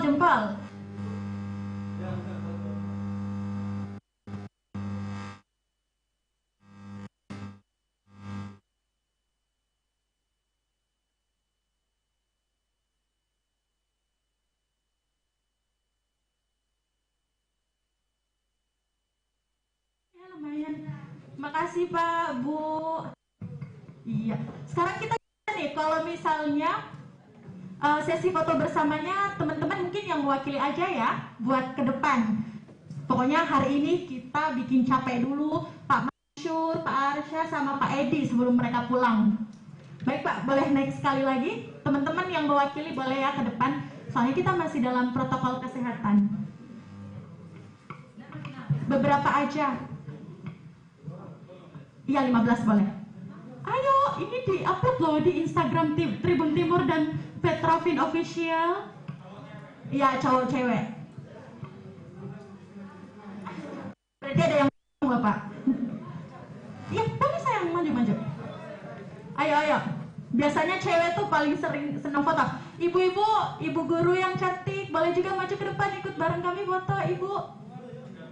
Mendampingi siswa-siswi tersayangnya. Ya. Pastinya juga kami mengundang kepada Kak Ocha dan Kak Edi. Mana Kak Edi? Boleh maju ke depan. Kita foto bareng dulu.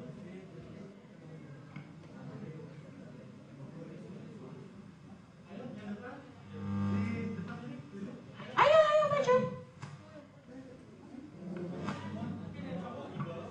Iya, yang cowok duduk. Iya, bareng Kak Ocha nih, kapan lagi? Ayo maju sini. Malu-malu nih kayaknya, Bu. Ayo maju.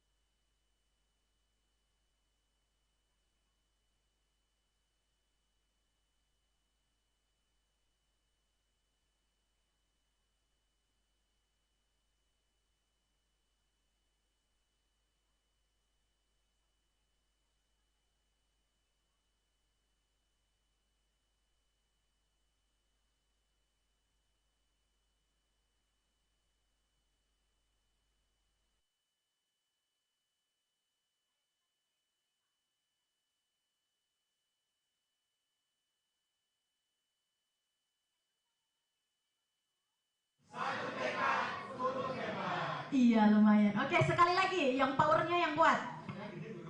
Iya. Oke.